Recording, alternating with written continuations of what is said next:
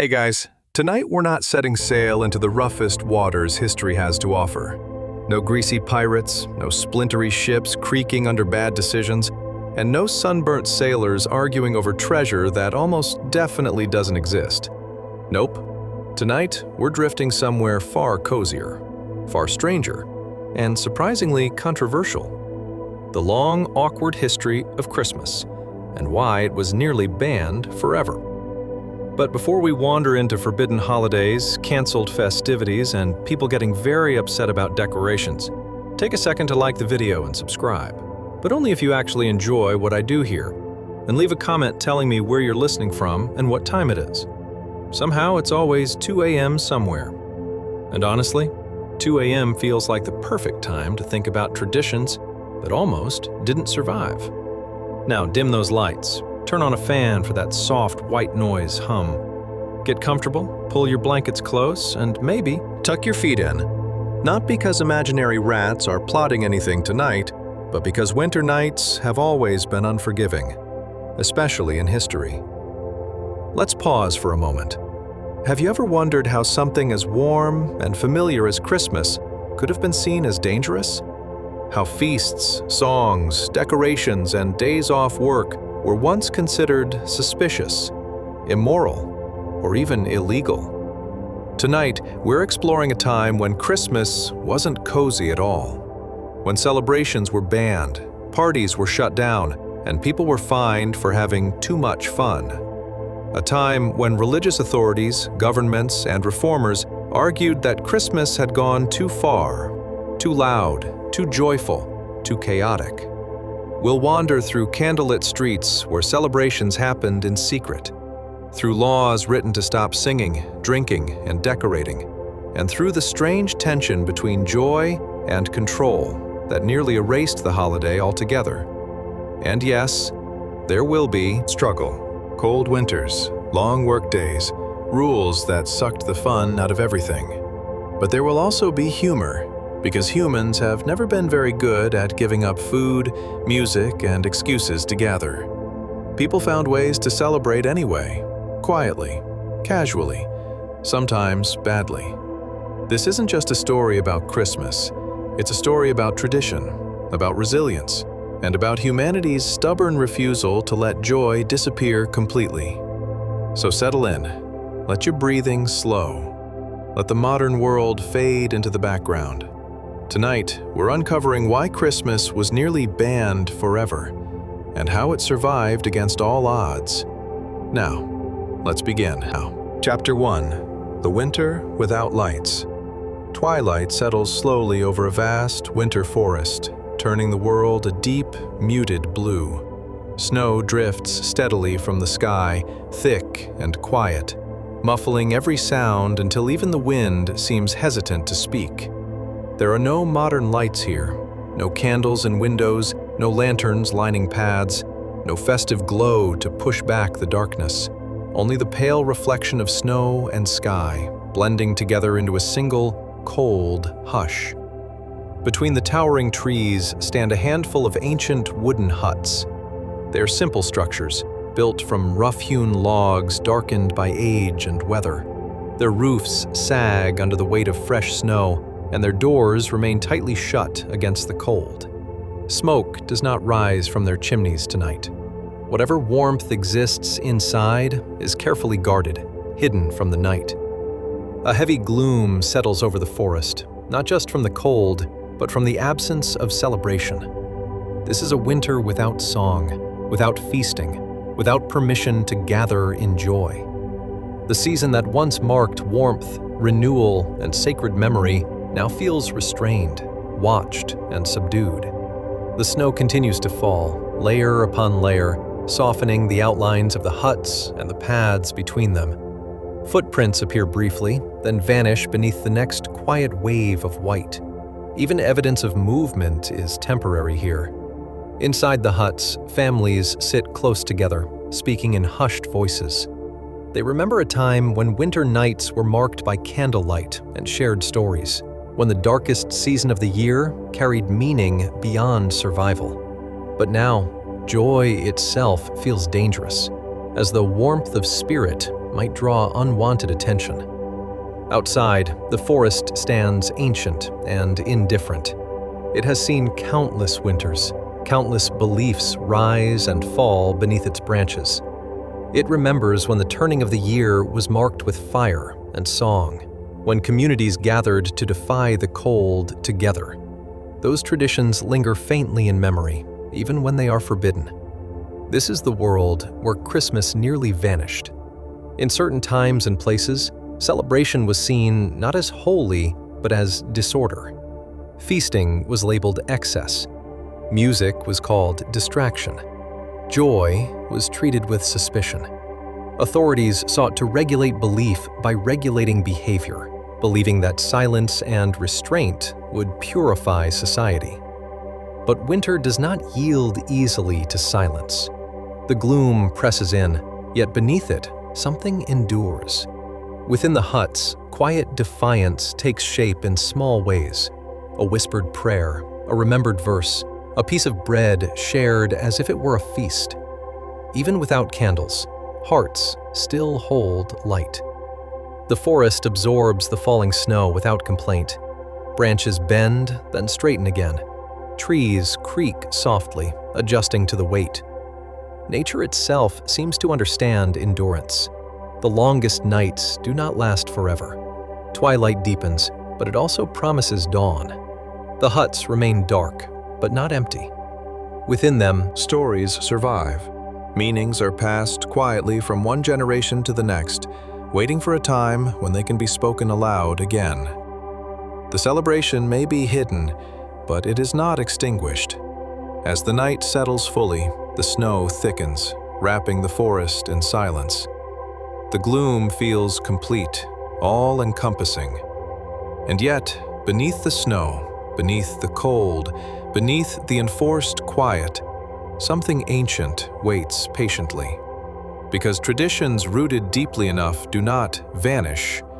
They retreat. They endure. They survive the winter. And when the time is right, they return, carrying light into the darkest season once more. Chapter 2. Silent Snowflakes and Philosophical Spats. Picture yourself in the deep throes of winter, snugly entwined in your quilt like a cozy burrito with questionable filling. The moon glows brightly outside your frost-tinged window, sending slivers of silvery light through the gaps and casting whimsical shapes on the wooden floor. If it could talk, you suspect the floorboards would start arguing about the existential dread of winter's biting chill right before they surrendered to sleep. It's 336 AD, and the world outside is blanketed in soft, silent snow, each flake drifting down like a delicate whisper, as if Mother Nature decided to coat the chaos of late antiquity in a layer of quiet fluffiness, because she clearly had time on her hands. The timeless paradox unfolds as you drift into this winter wonderland, wondering, how on earth did anyone sleep soundly, let alone debate profound philosophical questions, while the very fabric of civil discourse hung by such thin threads? As you burrow deeper into your warm, inviting layers, you can't help but think, would you rather face a tyrant in the Roman Senate or a turkey at Thanksgiving dinner? At least with the turkey, you know you can just take a nap halfway through. But in this time, the surrounding rooms are alive with thoughts. Your peers are tossing philosophies around like confetti at a festival. What is the essence of existence? Someone bellows over the flickering fire, fueled by spiced cocoa and the remnants of last year's fruitcake. Should we even ponder the birth of a Jewish peasant at this time of year? You wince, even in your cozy bed, as you picture their somber faces, each one pondering just how much psychological discomfort they can inflict on themselves while still clutching their mugs innocently. The air smells divine, rich with cocoa and cinnamon, mingling delightfully with your warm thoughts. Oh yes, the spirit of festive merriment is alive, and yet somehow it's being trapped in a philosophical discussion that would make anyone not sipping cocoa run for the hills. Perhaps that was the original purpose of fruitcake. Serve it at philosophical debates until one side surrenders. After all, nothing says, "I concede," like digestive discomfort. Just beyond your quilt's embrace, you can almost hear a ruckus. People are squabbling playfully, discussing who wore the most absurdly decorated toga to tonight's feast. Every little detail adds to the charm. A fabric here, a sprig of holly there, all in the name of outdoing last week's Toga Turnip Tuesday. A winter party that devolved into sartorial combat has its own historical irony, making you chuckle softly. If only the philosophers would redirect their energies towards debating the merits of winter fashion choices instead. You lean back, imagining the lively debates playing out. Why celebrate Christmas if we can't even get the gods to agree on where to draw the line for winter? Merriment? One philosopher quips, causing the entire room to erupt in sarcastic cheers. It's a spectacle, really. Who knew the late Roman Empire was also ground zero for ridiculously quotable comedic performances? The snow outside continues to swirl dreamily, cascading like tiny celestial beings, blanketing the world in an ethereal glow that might hypnotize even the staunchest skeptic. Full bellies, fueled by hot cocoa and argument, coax the populace into a trance of laughter that echoes in the crisp air, a counterbalance to the serious shenanigans unfolding within the hallowed stone walls. Suddenly, a spirited soul, likely fueled by too much cocoa, rises from the crowd with a daring grin, a scholar who shall remain nameless to protect the guilty. Let us honor this festive birth instead. Maybe we can decorate a goat. The room erupts into laughter and spirited cheers, probably because no one truly believes he has a good plan. But the idea itself turns into a layer of laughter that makes the snowstorm seem less impending. In your warm, imaginary cocoon, you marvel at the fact that the holiday season brought about laughter, even in dire times. Perhaps a goat adorned with tinsel wouldn't be so bad, you muse. Certainly better than the existential crises that accompanied each cake-like brick of holiday leftovers. As the laughter dances around you, the philosophers, who would otherwise be pondering moral implications, lose themselves in absurdity. Just the thought of a goat mingling among elegant Romans, who should know better but clearly don't, makes your heart swell. And as the atmosphere around you begins to wind down, the captivating debates melting into relaxed chatter, you feel the warmth of relaxation stitch its way into your body. Laughter has a way of softly quieting, allowing dreams of costumed goats and improbable winter festivities to seep in effortlessly. You wonder if anyone eventually stole a goat as a consequence of those long, if only slightly incoherent, discussions. Letting out a soft sigh of contentment, wrapped in the glow of that moonlit snow, you remember what truly matters: a warm bed, laughter echoing through life's absurdities, and a hopeful goat, fashioned in festive frills, proudly prancing through history. Let it be a sign that even the most serious philosophers can sometimes stumble upon a little festive cheer. The night settles around you, a tender conclusion to this enchanting escapade, as you slip into a soft, dream-filled sleep. Chapter 3. The Pod of Dreams. As the night draws in, the air saturates with a waft of earthy aromas that intertwine with your very essence. You discover yourself seated at a rustic table where your culinary dreams collide with reality. A large, steaming pot of hearty vegetable soup sits in front of you, bubbling softly like a gentle conversation between old friends. The rich scent of roasted root vegetables dances playfully in the air, mingling with hints of thyme and the mysterious spice known only to your grandmother's secret recipe. You can practically hear the vegetables whispering, "Eat us. We taste better than that suspicious-looking bread your neighbor is always trying to sell." Now, before you get too lost in the intoxicating aroma, let's talk about how you got here. Just yesterday, your most pressing concerns involved balancing your work life while evading the existential dread of adulthood. But congratulations, you've just woken up in 336 AD, right in the thick of the late Roman Empire.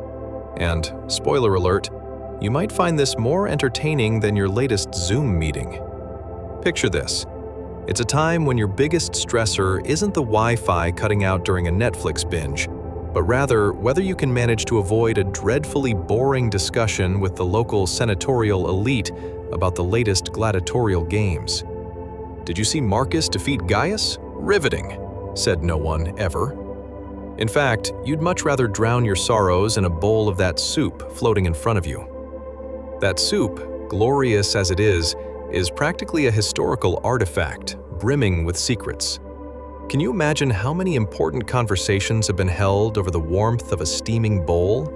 Discussions that could change the course of history, like the time someone probably asked, "What if we just pointed at a garden and said, 'You are soup now?'"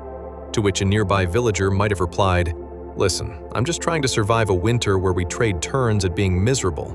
Bring on the soup."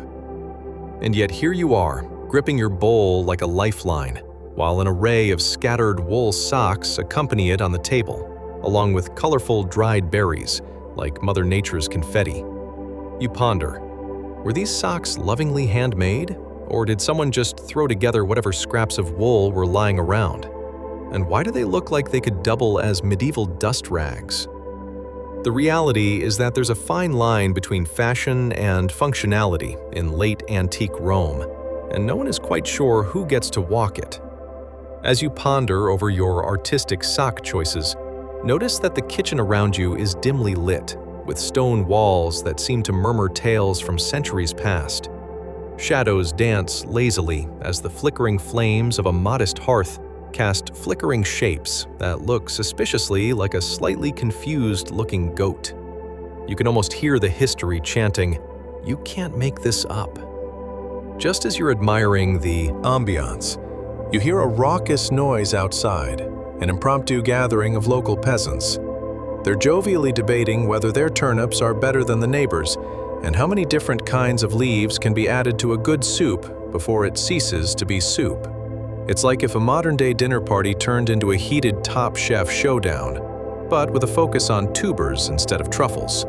Can you imagine turning to your partner in one of those hipster restaurants and saying, "Darling, let's debate the merits of our Brussels sprout seasoning"? When it comes down to it, many of the locals surrounding the pot of soup possess a treasure trove of culinary wisdom that is bafflingly specific. They've tried everything imaginable to avoid boredom. Spruce tips in the broth, dandelion greens on the side, and for the truly adventurous, yesterday's potato leftovers, wondering if they might, just might, win a soup award in the annual village Totally Not Gladiatorial Cooking competition. Speaking of which, do you remember those absurd modern cooking shows where the contestants have to whip up gourmet meals using only rubber bands and gummy bears? Well, this is basically that, except your entire concept of a high-stakes cooking competition revolves around who can keep the soup bubbling without the local wildlife mistaking it for a buffet. Ever seen a raccoon eyeing your bowl with the same intent as a customer at an overpriced food truck? Trust me, it's not pretty. As the aroma of soup twists around your senses, you can picture how some crafty peasant is likely muttering, "A pinch of this and a dash of that, and boom." The kind of confidence that only comes from years of going to bed hungry and wondering whether tonight is the night a bad soup would haunt your dreams. So there you are, drifting off into a haze of sleepy thoughts, where sweet daydreams of delicious soup collide with absurd musings about your future as a culinary legend wandering the countryside. You cannot help but chuckle lightly at the absurdity of it all. Only in the late Roman Empire could a man become famous for his soup while simultaneously avoiding a disinterested goat. So, as you settle into the nostalgia of simplicity mixed with culinary chaos, allow your mind to wander into the realm of fragrant dreams. Maybe this is where the real magic lies, just a peasant and his soup, preparing for a life as epic as a surprise goat dropping on the dinner table. After all, in the end, who doesn't want a little more laughter and warmth in their life, one hearty bowl at a time? Chapter 4. The Flickering Flapdoodle of Christmas. Hey guys, welcome to tonight's exploration, where we cuddle up with a slice of history that's colder than your old college roommate's sense of humor. Christmas in the late Roman Empire. That's right. We will be peeling back the layers of merriment and misery surrounding a holiday that nearly got the boot, kind of like a rogue Christmas sweater at the family reunion. Before we settle into this delightful time travel adventure, if you enjoy what you're hearing, maybe give that like button a gentle poke, subscribe, and leave a comment about how Christmas pudding is basically a milkshake taken too far. But only if you actually enjoy this. No pressure. So, grab a cup of hot cocoa, preferably not the burnt kind that always tastes a bit like regret, dim the lights, maybe turn on a fan like it's a balmy Mediterranean evening, and get comfortable. Now, let's dive into some ridiculous questions. Have you ever wondered what it was like to celebrate Christmas with a noisy flock of sheep? Or how about the joy of realizing your holiday gift was made of dried figs instead of an iPad? What if every stocking you hung came with the unspoken risk of receiving nothing but socks? Realistically, just more socks. And most importantly, what do you do when the local government tries to ban your favorite holiday? Congratulations, you've just woken up in 336 AD, the year when a Christmas miracle almost got resurrected in the form of a noose made from a bureaucratic blunder. As the golden light of a flickering candle dances over the rough parchment of your humble abode, a drawing of a stable scene that looks suspiciously like a Pinterest fail, you can almost hear the whispers of Christmas past echoing through the stone walls.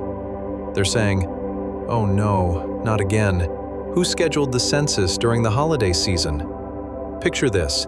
Every year, like clockwork, the masses traverse the countryside, looking a little more harried than usual, perhaps clutching their wool socks like life jackets on a sinking ship. The Roman Empire was a glorious patchwork of grandeur, yet somehow it often felt like a political playground with fewer toys and more tantrums, a time when a holiday could be outlawed faster than a pair of onesies at a fashion show. Let's address the elephant in the room. Christmas was definitely on the naughty list. Imagine for a moment that you're nestled in your drafty, straw-filled home, dreaming of roasted goose and mulled wine. Just as you're prepping to celebrate, a shout rings out. Surprise! The emperor has decided Christmas is illegal while taxes are due. That's right. The very same officials who can't even pronounce figgy pudding want to tell you how to celebrate. So here you are, faced with an overwhelming mix of holiday panic and bureaucratic blunders. Your neighbor's goat is bleating louder than your great aunt at the Christmas dinner, and all you can think is, are we really going to try and win the best-dressed nativity scene at this census? Let's talk about that census for a moment. It wasn't some blissful holiday gathering. It was essentially the Roman Empire's awkward attempt at a Twitter poll gone horribly wrong. Everyone had to return to their ancestral homes to register, emphasis on return, which meant hopping on foot and dodging every peasant who believed they were destined to become the next big thing in local storytelling. Imagine trying to squeeze your extended family of 12 into a one-room house with only your second-best blanket to separate the generations. Blissful chaos indeed. As you breathe in the scents of damp earth and over-generous fruitcake from last year, let's not forget the epic battle for resources in a community. People were as competitive as cats in a laser pointer chase. Every household churning out their unique version of holiday dishes, while onlookers debated who made the best lentil soup. It's not a Christmas party without opinionated guests offering unsolicited advice. A dash of dandelion greens and it's practically a 5-star meal. But the protagonist of this Christmas drama? The St. Nicholas figure. No, not that jolly fellow from the North Pole, but rather a bishop whose big contribution was to inspire the new values of giving and cheer, rather than frowning upon peasant merriment. I mean, wouldn't you want to spread some joy among the bah-humbug bureaucrats? And just when things seemed bleak, the festivities forged ahead.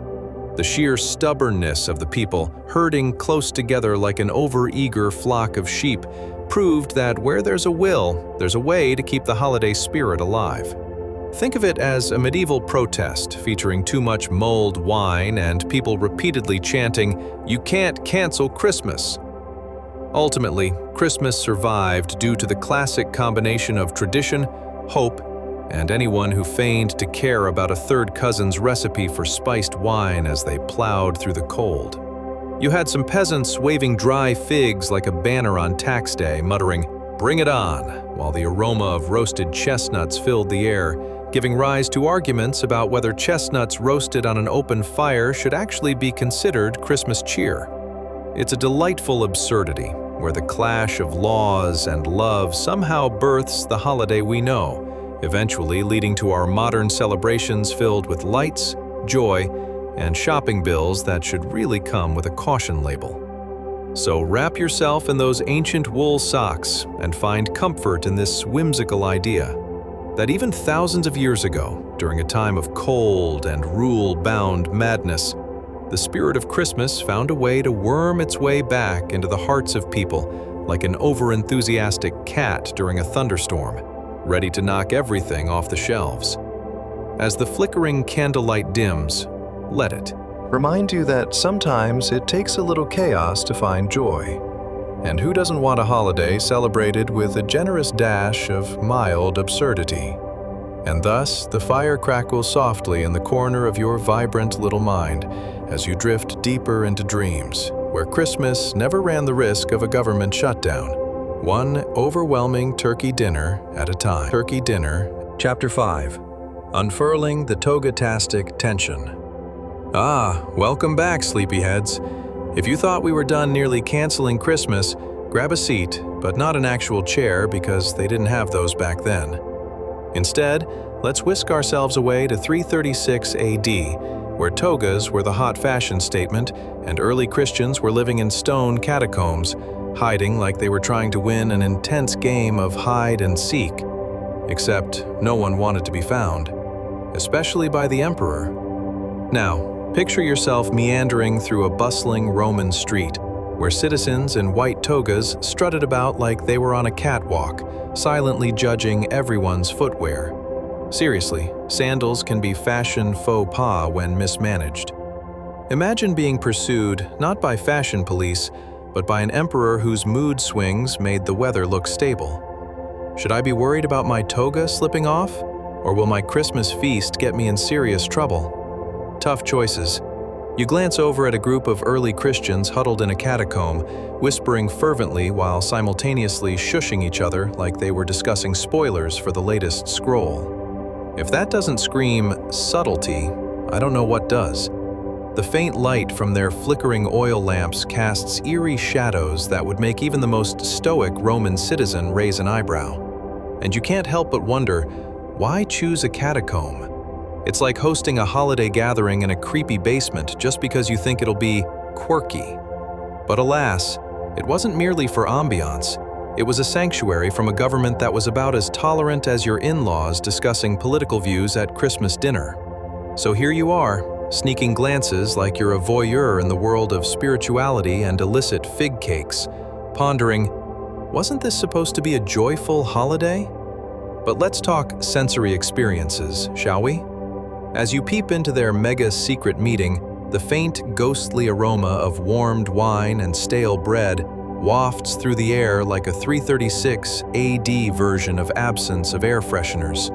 Because nothing says festive like the hint of regret in every bite of bread that's a week overdue. Kind of puts a damper on that whole eat, drink, and be merry motto, doesn't it? As you settle into the scene, a puzzled thought twirls into your mind like a dancer at a toga party. What kind of absurdity were these early Christians really dealing with? Here they are, risking it all while trying to put a pin in their love for Christmas, believing that one really shouldn't have to enjoy a celebratory feast while hiding from imperial edicts. I mean, do they clandestinely swap recipes for under-the-radar figgy pudding? The noise of the busy streets above reminds you of weekends during peak holiday shopping, where every Roman citizen is dodging friends and family like they're avoiding aggressive charity solicitations. How did everyone navigate this chaos without a simple app to keep track of who was who? It was bound to end badly, An early social media disaster in the making, but without the follow-back option. Now, let's talk attire. Would there be a dress code among the hidden crowd? Togas only, darlings. You can dress down, but nothing says responsible adult like high-quality cotton. And if anyone sees you in wool, we'll have to stage an intervention. The pressure to look the part while mixing in the crowd would be unreal. Much like trying to go out in pajama pants while still appearing chic. Seriously, don't do it. You hear a ruckus of voices, feeling like you've stumbled into an ancient version of Real Housewives of the Catacombs. Oh, darling, did you hear? Cousin Aurelius used an entire barrel of olive oil for their Christmas party instead of making proper soup. The horror. Suddenly, you're hungry for a bit of bread yourself, maybe topped with some hastily made pesto for authenticity. Now, if you need a break from all that stress, just imagine the Christians seizing the moment with a newfound enthusiasm for Christmas cheer, like bouncy castles after a long week of work. Certainly they thought, why not make every moment count, even if we'll have to dodge blockhead bureaucrats? And who's that wandering in, smelling like summer? It's St. Nicholas, galloping into the catacombs with jingle bells and fig seeds. He's the original ambassador of good taste. Let's not cozy up to the emperor's no-no list, shall we? As the flickering lights dance off the rugged catacomb walls, bringing fleeting warmth to hearts feverishly fighting for their right to celebrate, you might think this is where the story ends. But no, this was just the beginning. In a comical twist, the Christians would transform these solemn meetings into vibrant gatherings, almost like middle school pep rallies, only with a touch of ancient spirituality and fig-shaped holy relics. So, as laughter bubbles up amid the simmering tension of muted murmurs, you begin to see the clever way these early Christians improvised.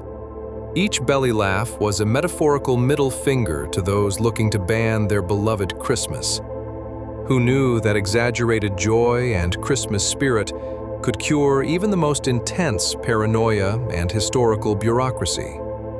And here you are, nestled amongst the marbled memories of a time when Christmas was as perilous as a hedgehog in a room full of inflatable toys. Every poke was a risk. But thankfully, as the laughter of family and friends resounds in those ancient catacombs, the spirit of Christmas starts spreading like thick butter on warm bread, leaving nary a space for doubt or despair. Ah, breathe deep, dear dreamer, for whether you're feasting on catacomb bread or simply searching for cozy warmth in a chilly world, the vibrant spirit of resilience shines brighter than Roman overhead chandeliers, illuminating even the shadowy corners of history. Chapter 6. The Dawn of Banishment. And figgy pudding? Hey guys, welcome back to the slumber party that even the Romans would envy. Tonight, we're stepping back into a world brighter than your screens and yet somehow as chaotic as a sock drawer that hasn't been cleaned since the invention of laundry, 336 AD. Imagine, if you will, a grand cathedral at dawn, with sunlight streaming through stained glass like an overzealous artist had just spilled their paint all over the place.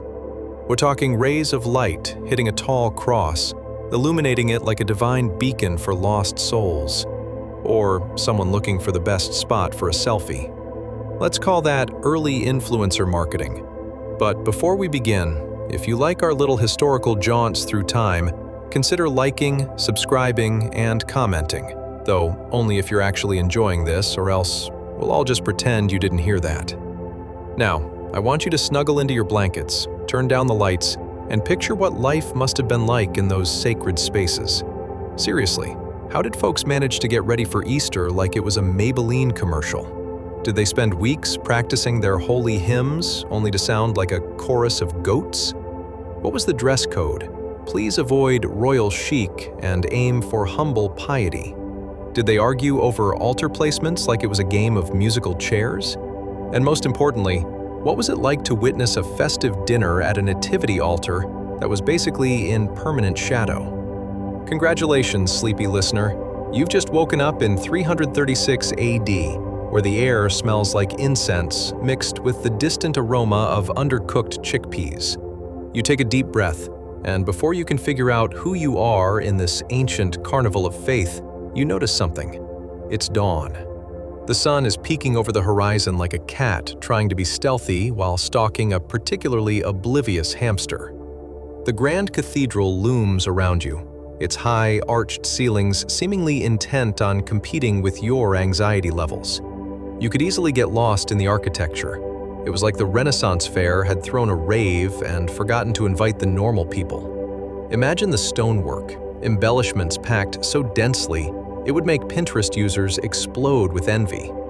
Now, sound is vibrating through the air. The whisper of ancient hymns wraps around you like a warm burrito of sound, except you know even the burrito has more charm than the voices echoing. With every note, you can almost hear arguments from behind the altar about whose turn it was to bring snacks to the nativity. Cousin Gaius, you brought the same dried figs last year. We're aiming for upgrade levels, not déjà vu. As your senses take in the details, you realize there's a side altar, dark and draped, where the nativity scene is trying its best to stay low-key, like a hipster not wanting to be seen in a mainstream cafe. The juxtaposition between this cheerful facade and the Lurking shadows surrounding the retro Jesus exhibit is something out of a soap opera. It's like someone dimmed the lights on purpose for dramatic effect. Coming this fall, as the shadows turn, the Christmas special you never knew you needed. And what of the great feasting that should follow such a momentous event? You bite your proverbial lip. Imagine a table laden with food that, if you squinted hard enough, might look appetizing. You've got dried fruits, suspect wines, and the oddly awkward centerpiece that is a sculpted loaf of bread.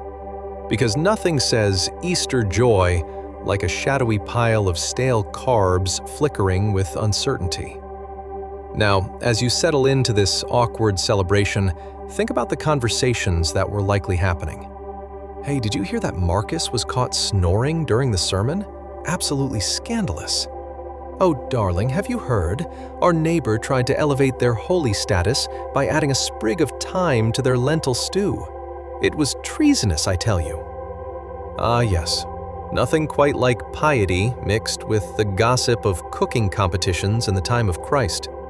It was culinary espionage at its finest. Let's switch to smells. The somewhat comforting incense wafts in waves like friendly ghosts, mingling with the odor of slow-roasting goat. If that doesn't make your mouth water for some under-prepared figgy pudding, or at least give you a mild headache, I don't know what will. As the sun climbs higher, the lighting shifts, illuminating the cross with a divine spotlight intended to rally the spirit. Maybe that's how they got more followers. Good PR strategies. Meanwhile, the shadowy nativity grumbles, as if the figurines are in a silent protest. Why must we always be in the dark? Where's the limelight, huh? You imagine the moment Mary spots some light and thinks, finally, my big break. Might just be historic and all. And amidst all this, beneath the faint sounds of ritual, you can hear rumors swirling around about the upcoming potential ban on Christmas. Whispers buzzing like a swarm of bees too high on fermented honey for their own good. Are we seriously going to risk celebrating Easter next year? The faithful might ponder, looking over their shoulders like they expected an emperor on a warpath any moment now. But should that ever happen, these brave Christians would band together not only to share their faith, but also to ensure their holiday celebrations were as elusive as a rare Pokemon. It was now or never, folks. As they planned to dodge the imperial laws like they were Roman traffic, they began to understand that every morsel shared, every laugh snickered behind hands, was a tiny act of rebellion, solidifying their connection to something much larger.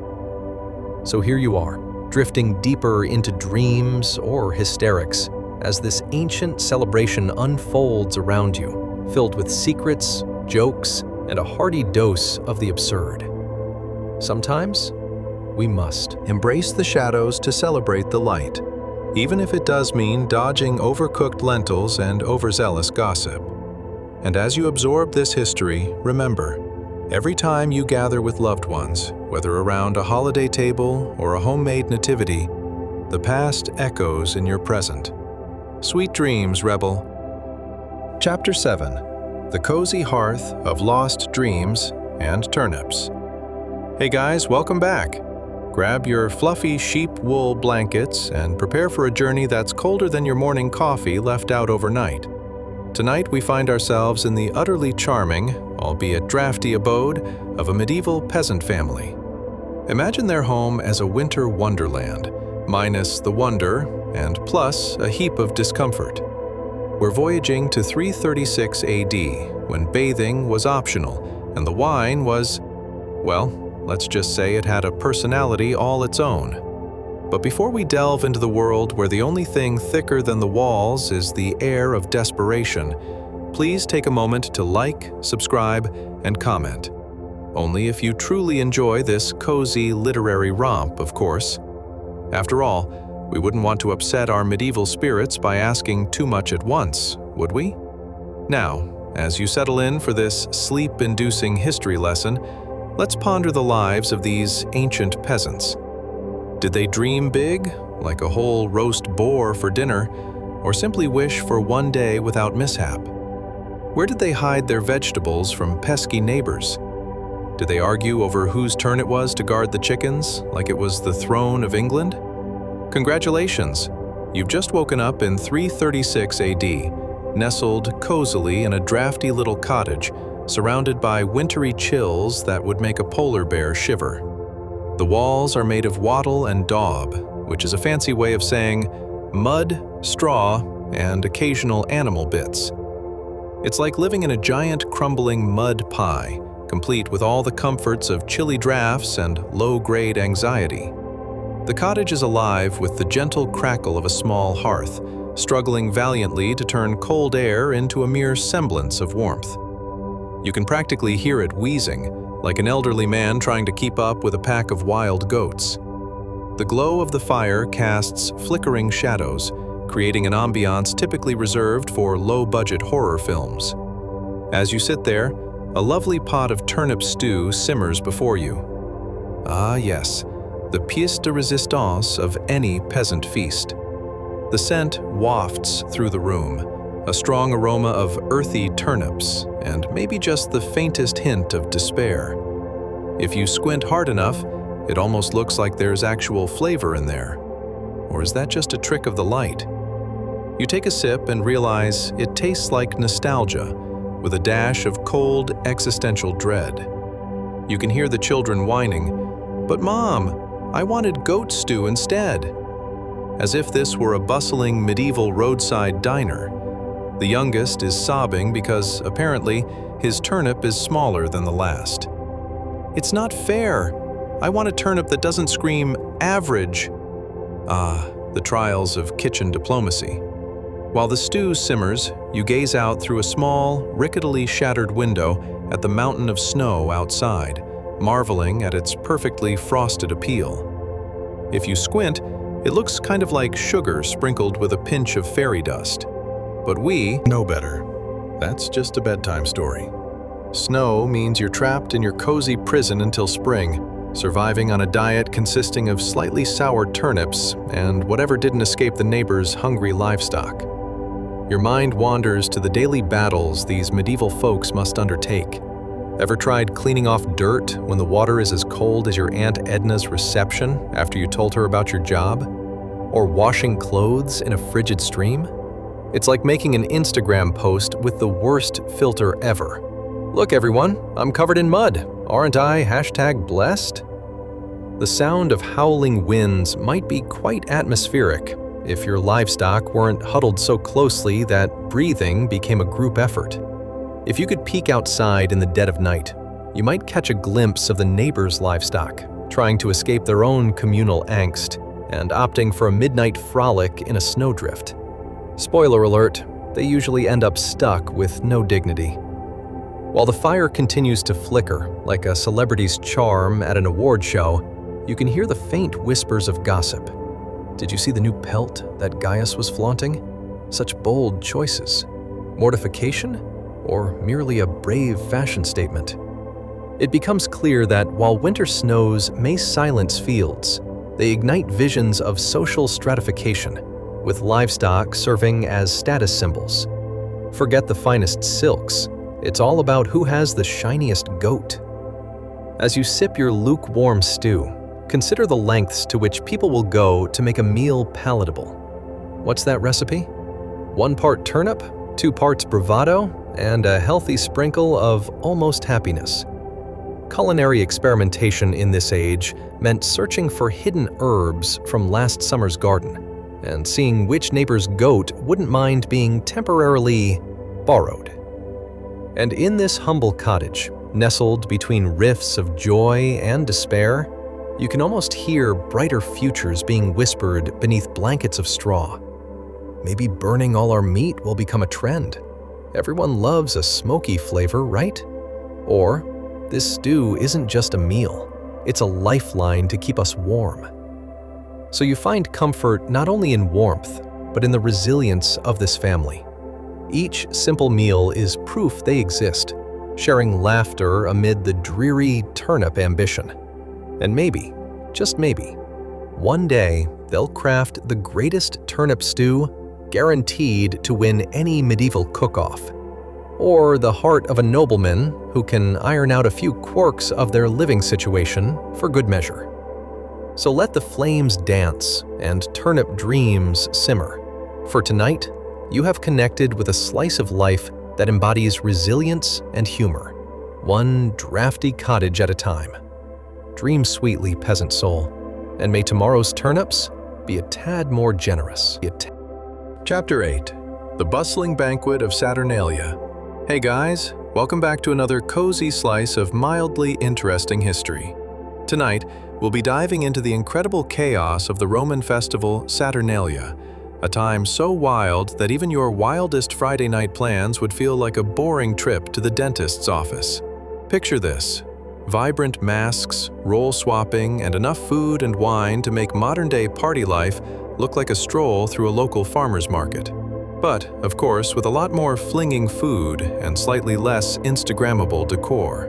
Before we jump into this jolly romp through ancient Rome, I kindly invite you to take a moment to like, subscribe, and comment. Only if you truly enjoy this feasting frenzy, of course. We wouldn't want to knock over our metaphorical goblet filled with Roman wine, would we? So, dim the lights, settle in on your favorite couch better than a Roman recliner, and prepare to slip into a world where the only thing more colorful than the feasting was the attire. Now, let's kick this off with some juicy questions about the peasant life of late antiquity in Rome. What would you do if you suddenly found yourself swapped as a servant at a scandalous banquet? Would you serve the most ridiculous dish imaginable, like tuna jello, just to spice things up? Have you ever thought about how Roman bread was considered a luxury, yet you just tossed a loaf to the back of your pantry? And let's be honest, wouldn't it be great to enjoy a feast where the rich people are serving you, while you get to sit around and complain about their awful grape wine? Congratulations, you've just woken up in 336 AD, smack in the middle of the bustling streets of ancient Rome, surrounded by illustrious palaces and more toga-clad citizens than you can shake a stick at. It's Saturnalia, baby, the festival that no one can say no to, which is saying quite a lot considering they've just come out from under the thumb of what had to feel like 7 lifetimes of stoic decorum. Right outside your door, the scent of freshly roasted meats wafts through the air like a siren song for your taste buds. Imagine tables groaning with a cornucopia of food that would put your Thanksgiving spread to shame. There's a roast peacock, flamingo tongues, yes, you read that right, and enough fruit to make you wonder if you've accidentally wandered into a time machine to the Garden of Eden. You might want to pack your appetite because it appears dinner is being served in a banquet style, with more theatrics than a modern-day reality TV show reunion. As you wander into the celebration, you notice folks rushing around, adorned in colorful masks, but still managing to expertly dodge large platters of food. Ever tried to wade through a crowd while holding 5 glasses of something suspiciously purple? It's like playing a game of dodgeball, but the stakes are considerably higher because you might end up with someone spilling an entire fish. Stew down the front of your toga. In classic Roman style, roles are reversed. Masters are serving slaves, and those in the highest positions of power are being playfully mocked as folks swap roles like they're at an ancient carnival. One moment you're getting served by your wealthy neighbor, and the next you're seated at the table shouting, "More wine!" with the confidence of a seasoned wine connoisseur. Spoiler alert, everyone is absolutely drinking too much. It's like that one holiday party where the real reason nobody remembers what happened is that someone brought the special party punch, and then didn't stop pouring. As you take your seat at the lavish feast, you can sense that chaos is creeping dangerously close. You hear one particularly boisterous master yelling at his slave to give him a new plate, while the slave responds with a smirk, "You know what? How about I just fill your face with grapes instead?" And just like that, an impromptu grape fight begins. It's like a food fight, but somehow with more pomp and circumstance. The atmosphere is electric, and just when you think you might enjoy a quiet corner, a masked prankster may just lift a piece of cake right off your plate. Think your typical holiday family gathering is rambunctious? Well, let me tell you. No dysfunctional family can top the hilarity on display today. The laughter and shouts echo off the walls, mixing with the magical clinking of goblets, a sound as pleasing as it is dangerous. One moment you're envious of the lavish meals, and the next you're trying to avoid getting a face full of mashed figs. And speaking of mishaps, they say that excess is the spice of life. Well, tonight, it's more like a whole spice rack just exploded. Between the food, the wine, and the let's not even ask what else, it's clear we're in the heart of the festival, and everyone is letting their hair down. Yes, even the men. Toga-donning gentlemen have gotten in on some rather amusing hair-donning trends. Imagine wigs that can only be described as fluffy cloud meets flamboyant bird. Midway through the festivities, you wonder, what did anyone do in the name of fun before edible parlor tricks and Thanksgiving pies? Well, folks, enjoy the laughter as you participate in the true soul of Saturnalia, unfeigned revelry and communal mirth, where everyone, regardless of their status, gets a taste of the joyous absurdity. With every sip of sweet wine, the laughter grows louder, and the worries of the outside world fade into the background like bad karaoke at a family reunion. The evening becomes a delicious blur, as each morsel and merry shout sends you deeper into the warm embrace of historic mirth. Yes, my friend, tonight we feast, we laugh, and we remember that even the mighty Romans let loose and reveled in temporary madness, swapping power and roles for a night of gluttonous fun. So, let the next great Saturnalian soiree guide your dreams tonight, and may your laughter be as infectious as a Roman grape fight. Sleep tight, and who knows, maybe awake with a craving for some roasted peacock, or at the very least, a nice slice of regular old pizza. Chapter 9. The Christmas Crisis of 336 AD. Hey guys, welcome back to the cozy realm of mildly interesting history. Tonight, we're traveling back to the year 336 AD, a time when people were tossing around the tranquil word Noel like confetti at a modern New Year's bash, and silently praying it wouldn't be the last Christmas ever. That's right, our jolly festivities were nearly snuffed out like a candle at a surprise 3-hour power outage. Now, before we journey through this wonderfully chaotic holiday crisis, I invite you to like, subscribe, and comment, only if you enjoy the frosty pizzazz of ancient holiday lore, of course. We wouldn't want to pull a Scrooge and stomp out merriment now, would we? So, dim the lights, get cozy as if you were snuggling up with the world's most comfortable goat, and let's unravel the Rudolph the Red-Nosed overreaction that almost put an end to Christmas itself. As we slide into this historical holiday pickle, consider this. What would you do if Christmas was nearly erased from the calendar? Would you don your finest hat and march straight to the emperor demanding a holiday miracle? What if your best friend tried to host a Christmas in July event? Would you pretend it was festive, or would you break out in uncontrollable laughter? Congratulations! You've just woken up in the swirling chaos of late Roman Empire, 336 AD. It's a crisp, wintry morning, and outside your window, frost blankets everything like nature's way of telling you, good luck finding that hat you swear you left on the table. Round the corner, the scent of spicy mulled wine mingles with the faint aroma of roasting meats, beckoning you to this almost festive abyss filled with hopeful anticipation. But hold up, friend. This isn't just another day of merrymaking, oh no. Here lies the epicenter of a cultural battleground. The Christmas you know, complete with eggnog, carolers, and mismatched holiday sweaters, is under threat. You might want to grab a cup of hot cocoa and a comfortable seat. This is going to be a wild ride on history's Yuletide sleigh. You step outside into bustling streets lined with exuberantly dressed Romans, and your inner historian is about to bubble over with both joy and confusion. Imagine a crowd so lively that it feels like you've just dropped into an overly enthusiastic holiday flash mob. Only, hold on, it's not exactly happy holidays ringing through the air. No, instead, you're drowning in an argument between a group of devout Christians and a delightfully rogue group of pagans insisting on keeping their winter festival intact. Oh, how wonderful it feels to be alive. Flicking your eyes about, you hear snippets of heated debate that would make even modern talk show hosts lose their minds. Christmas is just a copy of our Saturnalia, one pagan proclaims with the bravado of someone who just ordered the largest pizza on the menu, while opposite him, a Christian counterclaims, Noel is all about love and peace.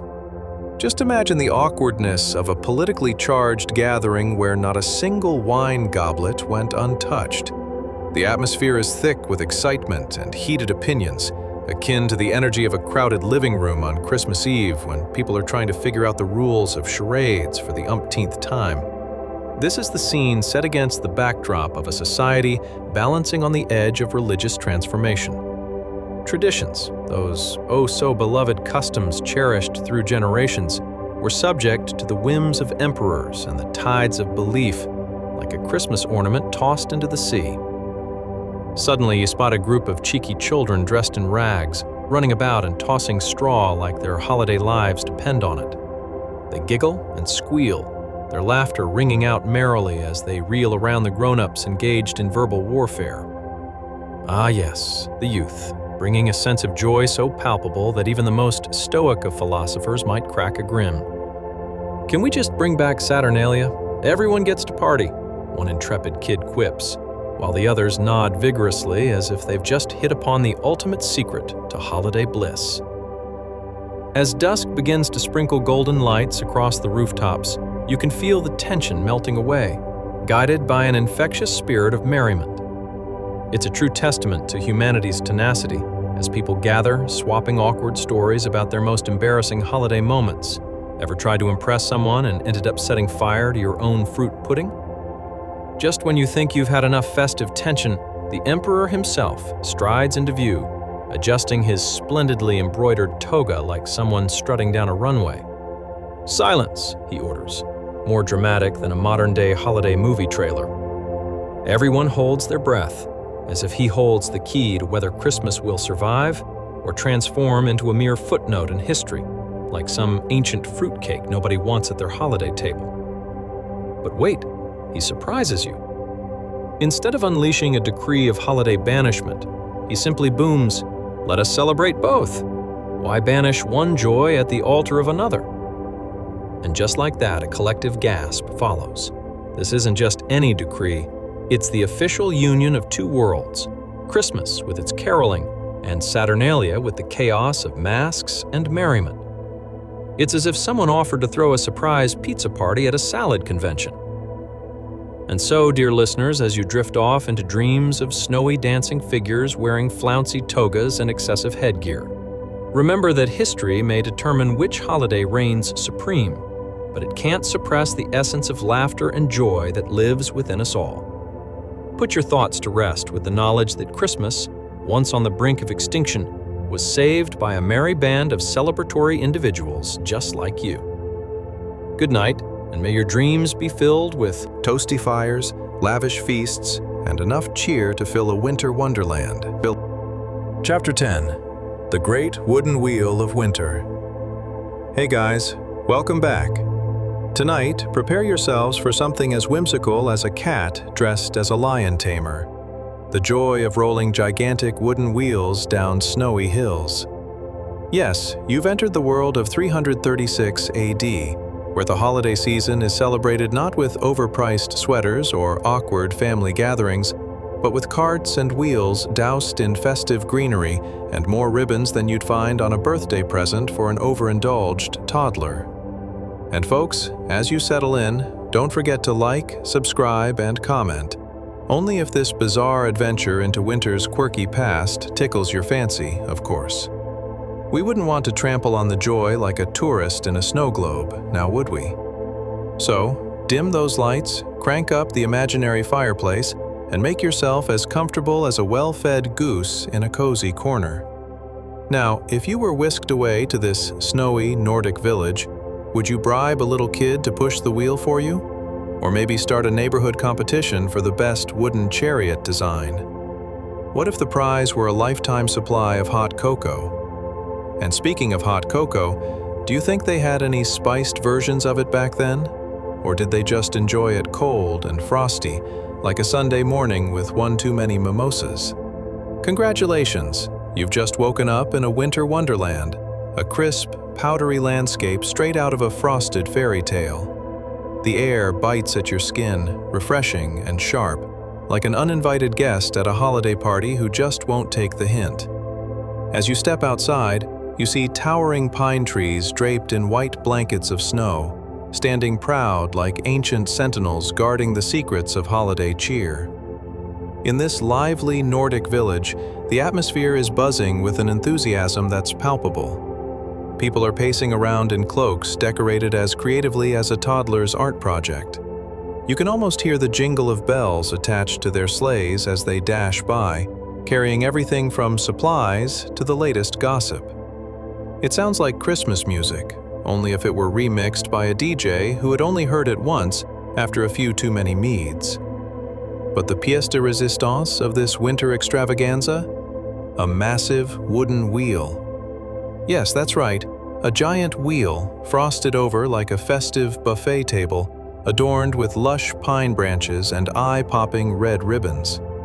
And it's not just any wheel, it's the centerpiece of the solstice celebration. Think of it as the over-the-top parade float of its time, except this one is rolling down a hill like it just got a promotion and is ready to party. As the gathered villagers cheer, you can spot some overzealous youngsters, their faces lit up with excitement, piled high atop the wheel like it's a giant merry-go-round. The anticipation builds like the moment before biting into a crispy holiday cookie. Will it stay upright? Will it roll over? Will someone fall off spectacularly while attempting to shove their maximum amount of pine cone snacks into their mouth at once? The possibilities are endless. Once they give it a hearty push, the wheel starts rolling down the hill, gaining momentum like it just found a treasure chest of energy drinks. The crowd fuels the excitement with cheers, laughter, and the occasional, "Oh no," from the more cautious onlookers. Those seasoned villagers who seem perpetually convinced that one day this wheel might just end up rolling straight into their backyard picnic. As the wheel barrels onward, it gains speed, whipping past wooden shanties and frost-laden fences. If it were a modern-day race car, it would probably be flaunting a neon paint job while blasting heavy metal music. Instead, however, it's just a smug wheel, rollicking with the pure delight of being the most important thing on this snowy day.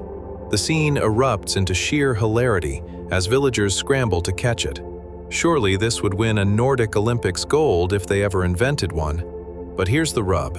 This merry wheel, laden with the weight of pine and festivity, is also a unique mix of most people's hopes and dreams. For in this place, the act of rolling it down the hill symbolizes more than sheer joy. It represents a communal winter spirit, a binding of each villager like knitting mismatched gloves they gifted to Grandpa, who only wears fingers 1 to 3. So, as it careens down the slope, it sends a surge of laughter and yelps ringing through the air. You can't help but think of all those days you found yourself awkwardly falling out of chairs in family gatherings or causing chaos at the go-kart track. It's as if time has folded and you're watching the absurdity of life unfold before your very eyes. Not in your cozy living room, but here, surrounded by frosty wonder and spontaneous wooden wheel races. Now, as the wheel finally comes to a stop with an exaggerated thud, sending a cloud of snow puffing into the air like triumph itself, you can't help but chuckle. Every person bursts into laughter, a chorus of joy ringing through the otherwise tranquil, snowy landscape. The perfect reminder that sometimes the simplest of traditions can bring the most significant joy, tickling hearts in ways that even the finest feast can't match. And with that, as the village settles into the cozy warmth of communal feasting and laughter under the glimmering stars, you're left to ponder the mystery of it all. How a simple wooden wheel can encapsulate the spirit of joy and connection better than any modern holiday commercial ever could. Ah, history, you clever trickster. Perhaps it's not so boring after all. Good night, dear listener. May your dreams abound with giant wheels, laughter, and a hearty reminder that sometimes the holidays are about laughing until you roll down the hill, quite literally. Chapter 11. Candlelit Cobblestones and Christmas Dreams. Hey guys, welcome back. Tonight, we're about to embark on a journey that's cozier than a cat nestled in a pile of warm laundry. A night stroll through a small German town in 336 AD. Picture this: cobblestone streets glowing under the welcoming flicker of candlelight, as if every window is whispering secrets of festive cheer. It's a scene sweeter than your grandma's holiday cookies, and trust me, that's saying something. But first, let's chat. Have you ever wondered what it feels like to walk the streets of a medieval village with a lantern in one hand and a gingerbread cookie in the other? Only to discover you picked the gingerbread cookie from an old man who may or may not have used it as bait for his pet ferret. Or what if your only choice for holiday music was a beleaguered lute player who had clearly never watched a day of America's Got Talent? Which of your modern conveniences do you think you'd miss most? Your heated blankets? Your streaming services? Or maybe just the ability to stay up past 8 p.m. without being mistaken for a vampire? Now, dim those lights, turn on that fan, and make yourself comfortable as I whisk you away to this enchanting, if slightly quirky, winter wonderland. Like your local Starbucks, only with fewer faulty Wi-Fi connections and more royal decrees against festivities. Congratulations! You've just woken up in a merry little village of winter cheer, where the hustle and bustle is as real as a toddler's belief in Santa. As you gingerly step outside, the cobblestones beneath your feet are cooler than the rhetoric of a holiday family dinner. Just imagine the cold air mingling with the warm flickers of light spilling from nearby homes. It's like stepping into your favorite cozy drink, if that drink were somehow solid and also involved a healthy amount of frostbite. The townspeople are bustling about, their cloaks swaying like awkward party guests trying to navigate a buffet table. Lanterns dangle from their hands like oversized keychains, flickering and swaying in the night breeze, each one a reminder that lighting is not a simple afterthought, it's pure survival. Their laughter dances through the chilly night like mischievous pixies playing hide and seek, and an occasional shout can be heard, a mix of joy and mock indignation towards that one guy who accidentally ordered the wrong kind of spiced wine yet again. Poor fellow. Let's talk about aroma for a moment. Ah, the delightful scent of wood smoke mingling with… what's that? Is it cinnamon? Yes. It's as if someone took winter and bottled it into a seasonal candle, one that might be called secondhand sledding accident. Because, you know, nothing says comfort quite like the memory of frigid wind and mild injury. You could almost swear there's a bakery nearby, tempting you with baked goods that look suspiciously similar to what your best buddy has tried to recreate on his YouTube channel and failed miserably.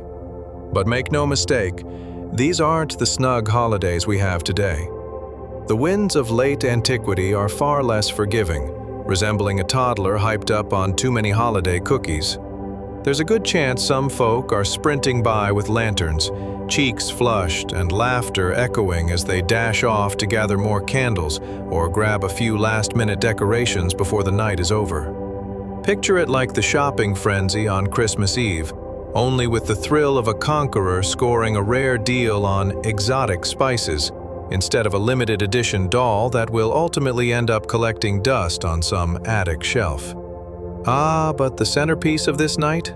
A charming wooden carousel adorned with garlands. Okay, maybe it's just a wheel again, but we're doubling down on this tradition. Let's be honest, it's as festive as a Thanksgiving dinner with all your weird relatives when the turkey doesn't turn out. People gather around, excited and maybe a little tipsy from too much mead, daring each other to hop onto the old wheel, which rolls merrily down the hill, causing raucous laughter amidst some mildly concerned glances from the local elder. After all, who doesn't want to risk a sprained ankle for a chance at glory on what might just be the medieval equivalent of a roller coaster? As the wheel rolls joyfully through the streets, the villagers cheer like they've just spotted a celebrity in their midst, or, better yet, the original composer of the lute tune they've been hearing all night. Children clamor and cling desperately to it, feeling as if they're at the heart of something grand, much like the thrill of an early morning Black Friday sale. If anyone were to get knocked off, they'd probably laugh, brush off the snow, and hop back on. Because what's life without a little peril, right? The heart of this gathering is a heady cocktail of companionship and shared experiences. The humor in it all is almost tangible, as townsfolk elbow each other and share ridiculous stories of winters gone by, reminding you of those time-honored holiday gatherings where nothing stays sacred, especially not your dignity. Near the warmth of bonfires, there are jolly anecdotes about how someone tried to impress a date with their grappling skills on a sled, only to end up in a heap of snow and bruised pride. And as the stars twinkle down, casting a celestial glow over this charming village, you're left to ponder how these luminous moments, despite the chill in the air and the frosty bits on the cobblestones, symbolize much more than simply rolling wooden wheels and the predictable chaos of a community untamed by the slickness of today. So as this festive scene unfolds, remember, history isn't just about dates and events. It's a merry dance of laughter, awkward moments, and unyielding spirit. Well, that and trying to convince your friends to join you the next time you say, "I've got a great holiday plan," because who wouldn't want to roll down a hill on a wooden wheel? Good night, dear listener. May your dreams be cozy and filled with candlelit laughter, because tomorrow, history awaits with all its absurd glory. It's absurd. Chapter 12. Starlit Calculations and the Quest for Christmas Clarity. Hey guys, welcome back to another cozy installment of history that's cooler than a snowman in shades. Tonight we've got something sparkly, like the last remnants of glitter at the bottom of a holiday gift bag. It's the 4th century, and we're about to dive into the frosty world of ancient astronomers and monks. Imagine a scene where the only light comes from flickering candles, illuminating a star map that might as well be the original version of "What's this constellation?" on a particularly chilly night. But first, let's talk about the folks of 336 AD. Ever pictured a monk squinting at a star map, trying to figure out when to celebrate Christmas, while simultaneously praying that the other monks don't catch him eyeing the bakery across the street? Did he think, if I can just calculate this right, I won't have to share my holiday pastries? Because, spoiler alert, they loved the idea of cake as much as we do today. Maybe more, considering there weren't exactly a lot of birthday cakes to distract them. And while we're at it, let's consider the real struggles. Have you ever tried to make New Year's plans without getting stuck compromising on the one restaurant that serves excellent nowadays, but has ambiance levels that scream unenthusiastic funeral? Or what about that moment when the oven undercooks your holiday feast, leaving you to explain to guests how medium-rare turkey really is a thing? Back then, a monk writing about Christmas might have thought, do I want to risk getting burned at the stake for an ill-timed gathering where someone accidentally makes their meat pie a little too spicy? Dim those lights, adjust that fan, and settle in. Here's where the story kickstarts like a herd of reindeer bolting at the sound of jingling bells. You've just woken up in 336 AD, surrounded by the shadows of late antiquity and a hefty amount of candle wax. Classic medieval decor, really. In this heavy oak room, you find a monk, let's call him Brother Barnaby, leaning over a massive stone calendar and an equally bewildering star map. Picture the vivid colors worn down like someone tried to erase their Monday blues from a drawing. But those stars, oh, they glitter above like your hopes of ever waking up before noon after a holiday season of well-intended but slightly disastrous gatherings. Barnaby squints at his stone calendar, which, let's face it, is not exactly convenient. It's about as easy to wield as a bag of rocks, which, let's not kid ourselves, might be the first draft of what we now call handheld devices. And while you're chuckling at that image, imagine your present-day frustration over a smartphone with a cracked screen. You can see the absurdity of Barnaby's plight as he grapples with long-term planning on a slab of limestone. As he studies the stars, Barnaby scratches his head over his well-used quill. Okay, so forget about having TikTok tutorials to figure things out. There he is, praying to the heavens.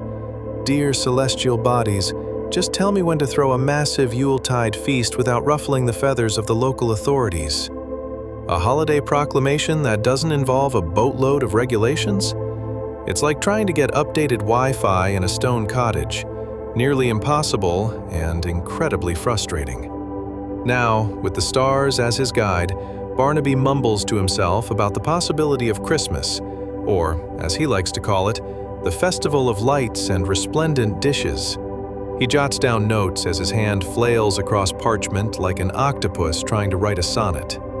Between juggling all the issues of heresy and city councils that really did not appreciate monks throwing large feast days, our brother Barnaby is fighting an uphill battle. Maybe he should have just courted the idea of publishing a newsletter instead. 100 Ways Not to Anger Local Authorities During Christmas. But as the late-night candlelight flickers, illuminating dusty tomes stacked precariously like a house of cards in the presence of your friend who can't resist a game of Jenga after half a bottle of wine, Barnaby finally stumbles upon the critical moment, December 25th. The day that could very well be the grand finale, a spark of festive hope amid a smattering of governance restrictions and do-it-yourself festivals gone haywire. Meanwhile, communities thrived in their own peculiar brands of joviality, crafting garlands from bits of evergreens and throwing in, a few sprigs of poor decorating decisions. It's like a handful of people finally figuring out how to make an actual edible holiday cake instead of the usual bread that was so stale it might have survived a medieval archaeological dig. Barnaby thinks to himself, if only I could set the date now, maybe we could just avoid all the food debate entirely. He chuckles softly at the thought of himself, strutting around like a celebrity leading the first Christmas mascot parade while nibbling on baked goods and preparing an epic light show. It's all fun and games until you realize that there's still firewood to chop for the festive feast.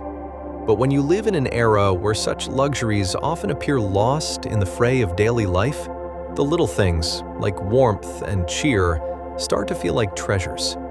As you drift off in Barnaby's trance, surrounded by the echoes of the past, echoing down to this very moment in time, consider the thoughts of our monk dreaming in candlelight, desperately trying to save Christmas while praying for just one good batch of spiced ale. Because, let's face it, nothing ruins a holiday faster than a bland punch, and that's history you can drink to. So settle back, dear listener, into the sleepy rivers of time. Let it carry you through the ages and guide you to adventure-filled dreams, where laughter finds a way through even the heaviest of wooden desks, and holiday spirit lights the way forward. Good night, and may your dreams be as delightful as a well-cooked feast prepared without any of Brother Barnaby's stress. Chapter 13. The Astronomical Antics of Brother Barnaby. Hey guys, welcome back to another cozy installment of mildly interesting history. Tonight, we're diving into a scene that's chillier than a polar bear's afternoon stroll, the intricacies of 4th century calendar making, featuring our peculiar protagonist, Brother Barnaby. Picture this, we're in 336 AD, a year that'll make your last awkward family holiday gather round seem like a 5-star gala. Yes, that's right, we're talking about the late Roman Empire, a time when people debated about calendars as passionately as our modern-day Twitter wars over pineapple on pizza. But first, a quick reminder to hit that like button, subscribe, and comment if you're enjoying this journey through history. But only if you really want to. After all, we're just here to make your journey to dreamland a touch more delightful. Now, let's get comfortable. Dim those lights, toss a cozy blanket over your shoulders, and maybe flick on a fan to summon those summer vibes. As you settle in, let's ponder the questions that shaped Brother Barnaby's existence. Have you ever been told to plan an event, but then realized you don't even know what day it is? Or have you attempted to make sense of that bewilderingly complex family calendar, only to find out your great-aunt's birthday clashes with your cousin's wedding? And what about holiday planning? How would you feel about organizing a grand feast where you simultaneously worry about local regulations while dodging the stares of disapproving relatives? Well, congratulations! You've just woken up in 336 AD, the year everything becomes a tangled mess of dates and star charts. Welcome to Brother Barnaby's stone chamber, a room so old it might have participated in the original Roman holiday parties. The atmosphere is thick with the scent of burning beeswax candles and something that might resemble ancient cheese hanging out in the corner, contemplating its life choices. As you take in your surroundings, you notice Brother Barnaby, a monk who appears to take living in the moment quite literally. Clad in a brown robe that could double as a canvas for your local paint and sip night, he sits hunched over a massive manuscript, quill in hand. The candlelight flickers, creating dramatic shadows that dance like they're auditioning for a bad medieval play. And there he is, meticulously drawing the number 9 beside a sun, his attempt at depicting the perfect timing for Christmas, or as he prefers to refer to it, the festival of lights and tasty breads. Can you imagine the pressure? Just a monk, a stone calendar, and the looming dread of a possible goose-honking catastrophe? You can almost hear him mumbling, "If I miss this date, I'll be the punchline of history." But let's set the stage a bit more vividly. The room is adorned with scrolls and manuscripts, each one embellished with luminous colors, now dulled like an old episode of a reality TV show nobody wants to rewatch. The walls are lined with dust that could hold its own seminar on ancient times, and the stone floor feels as warm as a freezer full of popsicles in the Arctic winter. With every scratch of his quill, you can almost hear the hopeless shrieks of inkwell retreating into its bottle for cover.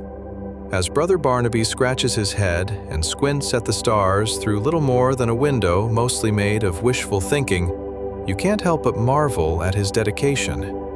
He's trying to align the celestial bodies while making sure he doesn't accidentally create a Christmas in midsummer party that will confuse everyone.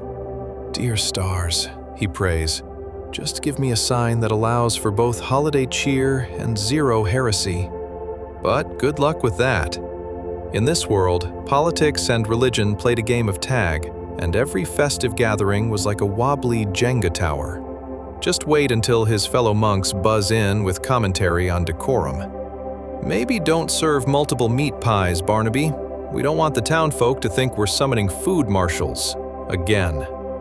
As the stars glitter like tiny judgmental flash drives above, Barnaby's attention shifts to a calendar that looks like it was designed during a particularly off day.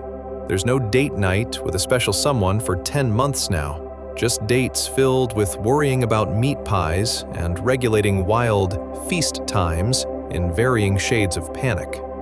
He lets out a weary sigh, contemplating sending a well-worded letter to the local authority about the marvelousness of Christmas cheer, all while keeping a close eye on that corner where the local bakery sometimes let loose edible miracles, caramel-filled croissants.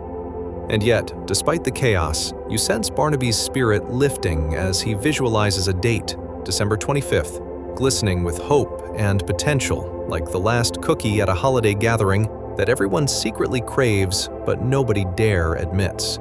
It's like a glimmering treasure hidden in a river of plain gray papyrus. So there you sit, witnessing this blend of astronomical dreams and pastry-induced panics unfolding in candlelight. The image of Brother Barnaby, eyeing that sun drawing and calculating, is like a time-traveling reality show where the stakes are remarkably, well, tasty. Because let's face it, in a time when the simple act of sharing a meal was fraught with complications, a well-timed Christmas was something worth fighting for. As you sink deeper into this world of quirky calculations and unwavering determination, take a moment to soak in how hilariously absurd, yet heartwarming, history can be, resting easy knowing that Brother Barnaby and all of his candle-fueled catastrophes will always be there to sprinkle a bit of cheer on your mid-century dreams. So go ahead, let your imaginations feast upon this absurd narrative. And remember, sometimes it's the folks working behind the scenes that make The best holiday stories. Until next time. Chapter 14. The Radiant Revelations of Sol Invictus. Hey guys, welcome back to another cozy installment of mildly interesting history. Tonight we're focusing on something brighter than your weird uncle at a holiday gathering. The bizarre dance of December holidays in the Roman Empire, punctuated by a sun god named Sol Invictus. Yes, imagine a statue standing so tall it's basically a celestial traffic pole, complete with golden rays shining like dust on a cat's nose. And spoiler alert, this is the year 336 AD, a time when people really thought calendars were just complicated ways to confuse future generations. But let's take a moment to ponder how utterly ridiculous life must have been back then. Have you ever had an event where you forgot what day it was? Or tried to schedule 3 dinner parties in 1 week without collapsing under the stress? What about keeping your family from reminiscing about the time Uncle Larry mistook the punch for gravy? All while trying to remain politically correct at a festival full of debauchery and debacle. Congratulations! You've just woken up in a world where holiday gatherings are a colorful mix of political satire and spirituality, and where the sun god, Sol Invictus, shines brighter than your phone screen at 2 a.m. Now, imagine, if you will, a statuesque figure of Sol Invictus standing tall against the winter sky, just as the sun begins to rise, draped in gold and looking like he just stepped off an overpriced float from a parade you didn't ask for. His head, encircled by shimmering rays of sunlight, is giving off more positive vibes than any yoga instructor you've encountered. And all around him are people running around in togas, debating more passionately than your favorite Netflix series about whether they should celebrate Christmas or just keep binging ancient Roman oratory every festive season. Let's set the scene. The air is thick with the scent of roasted chestnuts, mixed in with some fragrant incense. You can practically hear the distant congregations chanting, "Long live Sol!" and also, "Please tell me how to make my family gatherings less awkward." The citizens of Rome huddle together for warmth amidst the shimmering, flickering oil lamps that illuminate the bustling streets. Think of it like the local coffee shop, but with less espresso and more wine. Suddenly, you realize you've stepped into the annual festival of the sun, and everyone seems to be in on the secret except you. Now, the Roman sun god, a true influencer of the day, literally, is the center of attention. The sun radiates not just light, but an overwhelming image of hope, shiny like a Facebook newsfeed full of adorable cat videos. People congregate in front of the statue, sending whispered offerings and prayers. If it was an average day in December, it would be like climbing into your cozy couch, only to have everyone remind you they can see you in your sweats. Yes, everyone's here for a reason, but let's not forget the real star of this cast, Sol Invictus, a titan amongst men, who seems to take a break from promoting sunblock to influence a culture-wide calendar debate. As the sun rises slowly, you can witness the drama unfold like an ancient soap opera. Can you imagine the political back and forth about whose holiday should dominate? It's like the Thanksgiving dinner where somebody brings up, is pumpkin pie really an acceptable substitute for pecan? Except in this case, it's more about, is a pagan sun god really supposed to share the limelight with the baby Jesus? Bold moves, my friend, bold moves. You can practically hear the clatter of sandals on cobblestones as Romans bustle about like enthusiastic bees in a hive. Market stalls are filled with handmade candles, while the aroma of freshly baked goods wafts through the air. A strange mix, reminiscent of that bakery you've always promised to visit, but just never made the time. As you watch this joyous chaos unfold, you quietly realize these Romans must have dealt with their share of holiday drama. Oh no, Aunt Vesta is bringing her traditional fruitcake again, and it's definitely going to be a topic of conversation for centuries. And speaking of conversations, let's not overlook the ever-growing debate over the holiday season. There's the ever-sensitive subject of holiday gifts. Do you even get a present for Sol Invictus? If so, what do you give a deity who has everything? Flammable pajamas? Perhaps a modern-day equivalent to divine wisdom? So many questions, so little time. Much like last-minute shopping on Christmas Eve, only the stakes are a bit higher. As the sun climbs higher, the bronze statue glimmers brighter, illuminating all those existential thoughts buried deeper than last year's fruitcake at the back of your pantry. Roma, as they say. The dramatic tension thickens as crowds rally to determine whether the joy of Sol Invictus can be coupled with a cozy Christmas spirit. You can almost hear the remarkable tagline, "What if, instead of fighting for dominance, we just threw a festive potluck instead?" And just when you think you've grasped the spirit of the season, you overhear a local philosopher waxing poetic, debating whether celebrating the birth of Christ should include both gift-giving and roasted lamb, while setting fire to all notions of restraint. "Why not a pig roast under the watchful eyes of Sol Invictus himself?" he exclaims with the fervor of someone who clearly skipped breakfast and dived straight into flagrant optimism. As the statue stands resilient against the winter sky, letting the world know it'll be merry whether they like it or not, it's clear you're swimming in an ocean of cultural significance and chaotic hilarity. So while the sun may rise and set, the statuesque bliss of Sol Invictus remains, solidly reminding us that in the realm of history, absurdity truly reigns supreme. So as you lay there, drifting deeper into a float of warmth, take a moment to revel in the sheer oddball nature of history. Sometimes its escapades are as ridiculous as contemplating your last failed New Year's resolution over a slice of fruitcake you might just tell your family never actually existed. Until next time.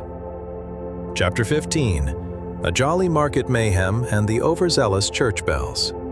Hey guys, welcome back to another cozy installment of mildly interesting history.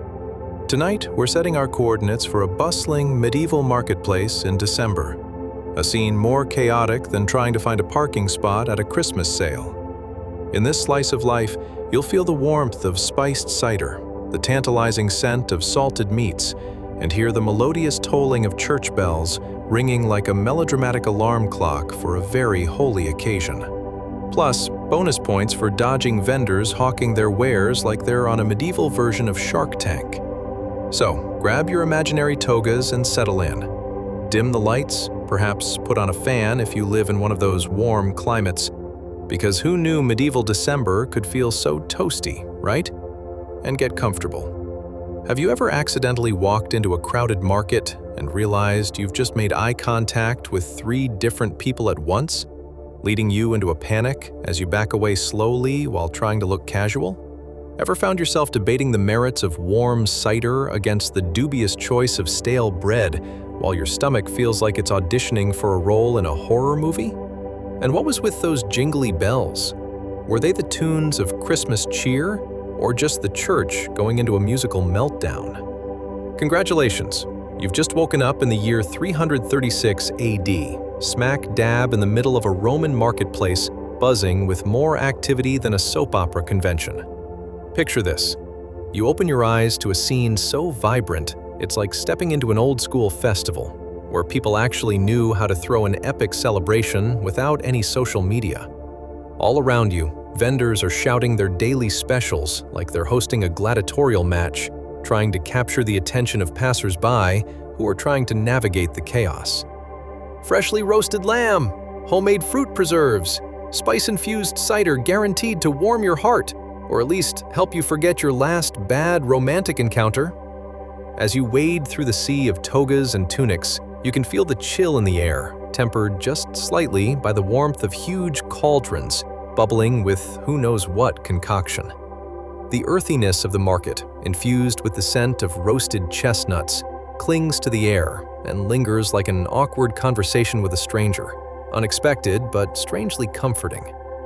There's something soothing about it amidst the frenetic chaos of the festive scene unfolding before you. And let's not forget the church bell, ringing in the distance with a persistency resembling a toddler demanding snacks. Each clang echoes like a boot camp sergeant trying to get your attention during a daydream. You might think it's just festive cheer, but it's also a subtle reminder that the patient church authorities are very much in charge of how much fun you can have. Every chime feels like they're about to Announce, "All right, everyone, gather round. No debauchery until we've sung 3 verses of O Come, All Ye Faithful." Amidst the cacophony, a rather animated vendor offers you a cup of spiced cider that feels sweeter than a holiday romance movie, with just a hint of, "This vendor can't realistically be trusted." As you take a sip, the warmth fills your belly like a tiny campfire, inviting you to settle in for a long chat about life, or your mom's famous fruitcake recipe that's probably older than this marketplace. You glance over at a group of patrons trying salted meats, which have been arranged in a display that could only be described as a medieval version of charcuterie art. Lush layers of hearty meats paired with colorful fruits, appealing and yet entirely questionable all at once. You're left wondering, is that meat fresh, or was it just well marinated in doubt?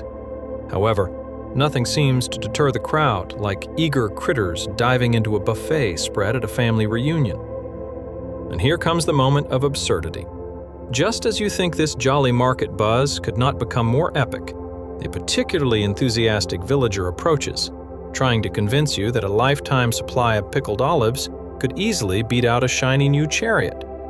It's a sales pitch so passionate you briefly question if they were born for this moment, or if selling random contraptions was the only option left after their last night gone wrong at the tavern. As people bustle about, unknowingly engaging in a festive mating dance of awkwardness, you notice a miniature girl guiding her pigeon through a magically intricate set of acrobatics. This pint-sized performer is spinning with enough passion to make you think, is this how one satisfies their parents in hopes of performing solo at the local cathedral next week? Truly, it's a reminder that ambitious dreams awaken at the oddest of times. But amidst all this festival merriment, a lovely awareness settles in. There's something bittersweet about how the complex tapestry of humanity always dances to its own curious rhythm. For every excited merchant trying to stool set up like a pirate ship, there's a concerned elderly villager whispering about if there's too much fun to be had with so little bread available. Just when you think you understand the underlying motivations of festive cheer, or why fruitcake is still a thing, an announcement rings out proclaiming a moisturizing lotion made from hyacinths is being passed around. Before you can wrestle with how desperate life in the marketplace has become, the crowd surges forward, eager to experience the miracle of what it feels like to smell like flowers while sipping spiced cider. As excitement bubbles to the surface, remember, the quirky charm of medieval life is that every element comes with a healthy sprinkling of absurdity. So you find yourself swept away in the delightful chaos, where the church bells continue to toll in rhythm with the heartbeat of the marketplace, bringing you a slice of history more joyous than a surprise visit from a jolly old saint himself. And as you slip deeper into the past, take a comforting mental sip of that warm cider. This enchanting marketplace is bustling along as it has for centuries, wrapped in the embrace of laughter, warmth, and the occasional pickled olive pitch that could change everything. The merry spirit of December has prevailed, and you're right in the thick of it, navigating through vibrant absurdities just as they did back then. Until next time, Chapter 16, Mistletoe Madness, a Druid's Delight and a Recipe for Awkwardness. Hey guys, welcome back to another mellow episode of Mildly Interesting History, where we serve you slightly odd nuggets of the past. Tonight's dish is garnished with a sprinkle of humor and a dollop of what were they thinking? Now, relax as we journey back to a time when holiday cheer may have been just a tad more complicated than figuring out how to hide fruitcake behind your winter scarves. Picture it now. The year is 336 AD, and you, my friend, are about to uncover the surprising origins of Christmas traditions while being towed through an ancient forest by the sheer weight of your own curiosity. You know, that curiosity that hits right after devouring a mysterious meal and wondering if the chef was trying to impress you or simply wasn't paying attention. Or perhaps it's that glorious moment when you realize you've just agreed to attend a cousin's holiday party, only to remember you don't even like the cranberry sauce.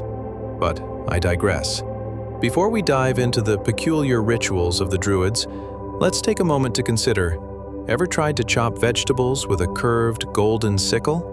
Is there a secret society of mystical beings who think that stumbling around in flowy robes while wielding somewhat dangerous tools is a good idea?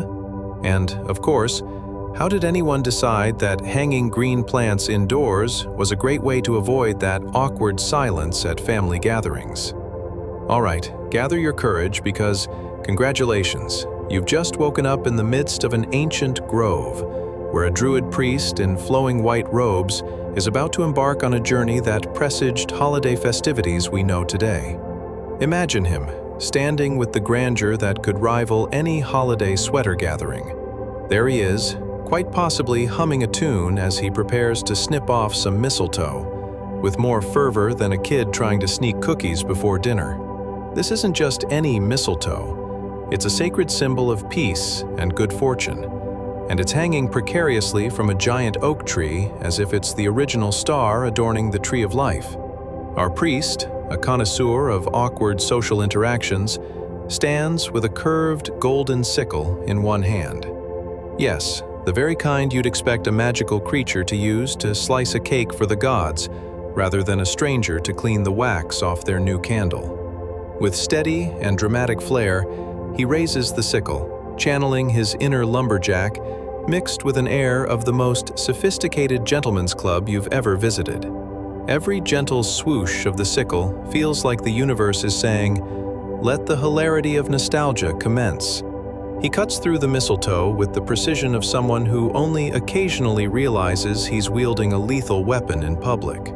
One false move, and this could turn into a medieval slapstick moment with rogue branches and a very confused druid. As he holds the mistletoe to the light, how many fairy tales and tragic romances has this humble plant witnessed? It's probably just sitting there thinking, "Oh great, now everyone will want to smooch under me at parties? I was just trying to enjoy a nice quiet life, you know?" And yet it becomes a supernova of social awkwardness and romantic confusion. It's as if someone decided the best way to mingle during the holidays was to create a literal kissing ball. And that someone, I assure you, wasn't the mistletoe. Moving through the damp underbrush, the druid gathers more than just greenery tonight. You can practically hear his internal monologue, perhaps questioning the wisdom of wearing white robes while out in nature, which, let's be honest, wasn't exactly the pristine wonderland we think of today. Picture him dodging sticky branches like a contestant in some obscure game show called What Could Go Wrong? If tree sap had been an Olympic sport, this druid would likely mingle in the annals of history for attempting to navigate it all with grace. Spoiler alert, he doesn't. Let's fast forward a moment to the grand reveal of his findings. Imagine him trotting back to his village, arms laden with the finest mistletoe the woodland has to offer, akin to a hunter returning from a successful expedition. "Behold," he proclaims, "I have brought forth the gift of cheer." And lucky for him, he's already practiced his triumphant pose, which just so happens to resemble an awkward, half-hearted dance move that you'd find at a family wedding where no one knows the rhythm. Now, as our druid parades through town, you can almost hear the villagers' murmurs. Is that a druid, or just a really enthusiastic guy who doesn't know when it's time to stop shopping? They notice the strange shrubbery and think, let's put that over the doorframe because nothing says peace on earth quite like mixing ancient rituals with questionable social signals. But wait, here's the kicker. The church wasn't particularly enthusiastic about this newfound holiday merriment. They were about as thrilled as a dog forced to wear a sweater. In fact, at one point, Christmas itself was nearly eradicated, which would have left us all celebrating New Year's with just a delightful hangover and no sparkly lights. Imagine that future. So, my friends, ring in the absurdity. A peaceful little druid, armed with mystical foliage, was caught in a tussle between festive joy and religious disapproval, all while trying to avoid tree sap. How delightful it is to think that what could have evolved into a lovely celebration turned into something so tangled up, one might as well be doing the cha-cha with a very confused oak tree. As you settle down to sleep, let this quirky bit of history remind you. Even amidst odd traditions, we've managed to create joy from chaos, a real testament to the resilience of human laughter and mistletoe alike. Until next time. Chapter 17, Holly Jolly History, How a Green Plant Became a Red Flag. Hey guys, welcome back to another cozy episode of Mildly Interesting History, where we invite you to snuggle up as we dissect the not-so-joyful jigsaw puzzle of yesteryear. Tonight's experience is about as festive as a lump of coal in your stocking. Get ready to tiptoe through the absurd and odd landscape of Christmas origins, where the holiday spirit nearly went on an indefinite vacation, leaving us with nothing to unwrap but disappointment. Now, I know you've probably questioned the style choices of your quirky uncle when he shows up to a holiday dinner wearing socks with sandals and that one jacket he swears is vintage. But have you ever pondered how holiday festivities could have ended up as footnotes in a history book? What if I told you Christmas almost got benched entirely? Picture it, a world where carolers were merely a distant memory, stuck singing jingle bells under their breath because it was too dangerous to celebrate openly. Let's set the scene as we journey into the late Roman Empire, a time that was anything but merry. Imagine yourself lost in a dense cluster of dark green holly, vibrant and alive against the muted backdrop of trees stripped bare by the cold kiss of winter. You're navigating a forest where every branch looks like a sad, skeletal arm reaching out, pleading for a slice of the festivities you might find in your Instagram feed. But pause for a moment. Did you know that holly wasn't always just an Instagrammable Christmas decor? Close your eyes and visualize those glossy red berries, sitting there like nature's little ornaments, while nearby, all the other trees are about as festive as a rock concert without music. What on earth is it about holly that made it the unofficial plant of the holidays? Let's talk about the conventions of this unique time. You might have asked, what did people even do before Christmas? Well, let me tell you, it involved about as much cheer as a Monday morning meeting after a long weekend. Imagine trying to maintain winter cheer without the sugar rush from holiday cookies or the thrill that comes from people watching at shopping malls. You've got nothing but freezing temperatures, long nights, and enough monotony to rival a factory assembly line. And just when you thought it couldn't get any darker, let me bring you back to the saga of our precious little holly. Its vibrant leaves and cheerful berries stood out like a glowing beacon of festive hope for the ancient Romans while they wrestled with the spiraling angst of the late Empire, where festivities were almost as scarce as decent public restrooms. Imagine being a Roman citizen, dreaming of holiday cheer while dodging questions about the next winter sowing season and trying to avoid dreadful debates about who was responsible for the last harvest failure. Yikes. Now picture this.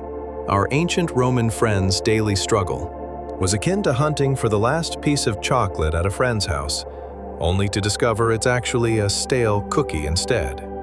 You've got to be resourceful in this climate, folks. But back to the holly.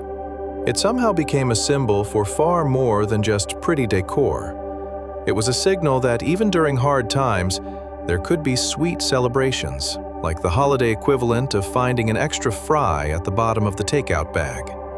It was hope wrapped in spiky leaves, which, let's be real, would probably also make for a questionable alternative to tinsel at your next Christmas party. Fast forward a little, and we find ourselves peeking into the religious debates of the era. Picture a group of early Christians huddled together like penguins on an iceberg, whispering and plotting how to reclaim the holiday from various pagan practices. It's like an epic clash between joy to the world and please don't eat the Christmas pudding before the tree is up. And just when they thought they had a shot at bringing Christmas back, bam! Enter stage left, the Puritans. These Puritans were about as welcoming as a cats-only cafe to a dog. In their eyes, Christmas was practically the devil's party. They saw the holiday merriment and decided to suck out all the joy like it was a slice of fruitcake that nobody wanted. You can just picture them marching into a room and yelling, "Hey you, no more feasting and celebrating, back to the salt mines." Can you imagine a world where, instead of joyful songs and gifts, everyone just sat around discussing the merits of the turnip harvest? Talk about a buzzkill. The church actually went so far as to ban Christmas during the 1640s in England, pushing this holiday, which is now wrapped up in magic and joy, toward the brink of extinction faster than it takes to lose your car keys during the holiday rush. But fear not, dear friends, because against all odds, Christmas clung on like a cat at a family reunion, determined not to be forgotten. As the years rolled on and the alluring call of holiday cheer spread throughout the land, it wasn't so much a resurgence of celebration as it was a subtle rebellion against those stoic gray men in their solemn hats. So, my friends, let's wrap this delightful tale with a shiny bow. How a dense cluster of holly laden with berries became our emblem of winter joy, even when the odds were stacked against it. Let this bit of history remind you that while traditions have rocky beginnings, they somehow manage to blossom, often against all reasonable expectations. Like that one unpredictable relative who always manages to make holiday dinners memorable, if not, a bit chaotic. Until next time, may your dreams be filled with holly, humor, and the absurdity of history. Chapter 18. The Holy Family and the Flickering Light. Hey guys, welcome back. Brace yourselves, because tonight we're diving headfirst into a world that's less Hallmark movie and more historical soap opera. 336 AD, to be precise, where the big question was not what color to paint your bathroom, but whether the world would notice that Christmas was verging on oblivion. Imagine an era so intense that even your great-aunt's Christmas sweater in the 80s would be seen as quaint. Now, dim those lights, fluff your pillows, and muster the courage to face the absurdity of human existence. But before we glide into the flickering candlelight of ancient times, let me ask you, have you ever wondered what it feels like to decorate a tree with nothing but coal and stale bread? Or the perplexity of figuring out what divine child-giving actually means when you also need to engage in a spirited debate over who left the milk out overnight? Ever found yourself in a situation so festive yet so awkward it felt like hosting a karaoke night at a funeral? Congratulations! You've just woken up in 336 AD, right in the heart of the late Roman Empire, where the streets echo with the whispers of saints and the laughter of a few folks who might not have bordered on exploding from all that tension. The first thing you notice, aside from the faint scent of incense blending with unidentifiable fish stew, is a stunning painting nestled in a stone niche, a vibrant depiction of a holy figure holding a small child. The gold leaf accents shimmer softly under the flickering glow of an oil lamp, illuminating the faces with a warmth that directly contradicts the chill in the air. It's a moment that feels as poignant as your first solo karaoke attempt, unexpectedly transcendent yet slightly off-key. Let's talk about the painting for a moment. You can practically hear the brushstrokes telling stories, maybe even arguing about whose job it was to hang the last-minute decor, while the rest of the world argued about whether the child should be swaddled or suited up in the latest fashion from the marketplace. Picture this: a burly Roman artisan wrestling with the client's idea of divine beauty while simultaneously balancing the last remnants of dinner on a tablecloth that could have doubled as a paint rag. The lamps flicker, casting shadows that dance on the stone walls, and you can almost hear the echoes of old legends whispering, "Oh, to be a holy figure in a world consumed by chaos. Where's the #blessed hashtag when you need one?" Can you imagine the conversations?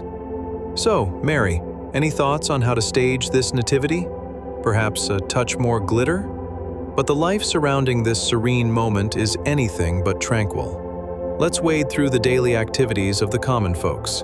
You might encounter a legion of peasants bustling about, their heads down as they navigate the cobblestones while trying not to spill their homemade pottage. Imagine the chaos.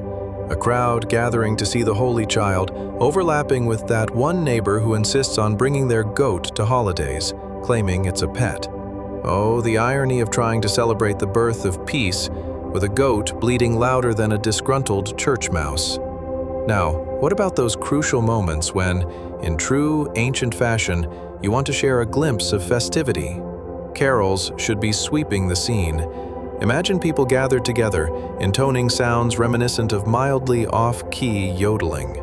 Unfortunately, these melodies, conquered by the anxieties of whether you'll grab a half-rotten fig or a piece of bread crust, mean your festive jam session suddenly feels like a lukewarm cup of tea at a sleep conference. At the heart of it, the struggle to celebrate the birth of Jesus, our divine gift-giver, lay surrounded by simmering resentment toward the powers that be, who rather enjoyed turning the holiday into their own little private drama. You'd think the Puritans were hovering over your shoulder with a stern look, shaking their heads in disapproval. Every moment of joy bordered on impropriety, as if you might find yourself accused of waving a figurative flag of merriment and being swept off to an ancient version of time out, where the only penalty was a lifetime of boring debates over philosophy. Life had an odd tendency to blend joy and despair. You could be savoring the vision of a holy mother and child, yet feel a pit in your stomach over who forgot to procure the frankincense. Spoiler alert, it's probably the same person who thought a Christmas sweater was the height of fashion. And yet, despite all this, the spirit managed to slip through the coarse cracks of stone walls, lighting up hearts like the flickering oil lamp in that niche. How strange to contemplate.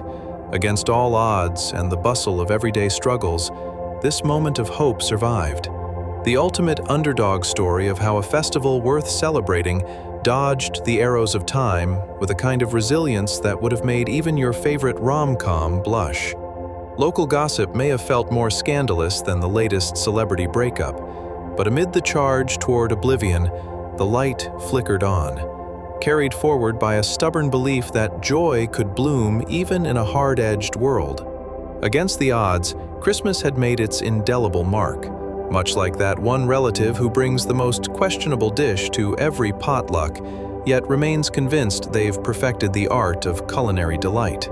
So, let's take a moment to appreciate the darker corners of history, where even the most modest painting of a holy family shimmered like a beacon of hope, barely hanging on in a sea of uncertainty. Remember, even when the odds are stacked against you, a flicker of light can turn into something more spectacular, like discovering that holy grail of cookies hidden in the back of the pantry when you thought you wiped it clean.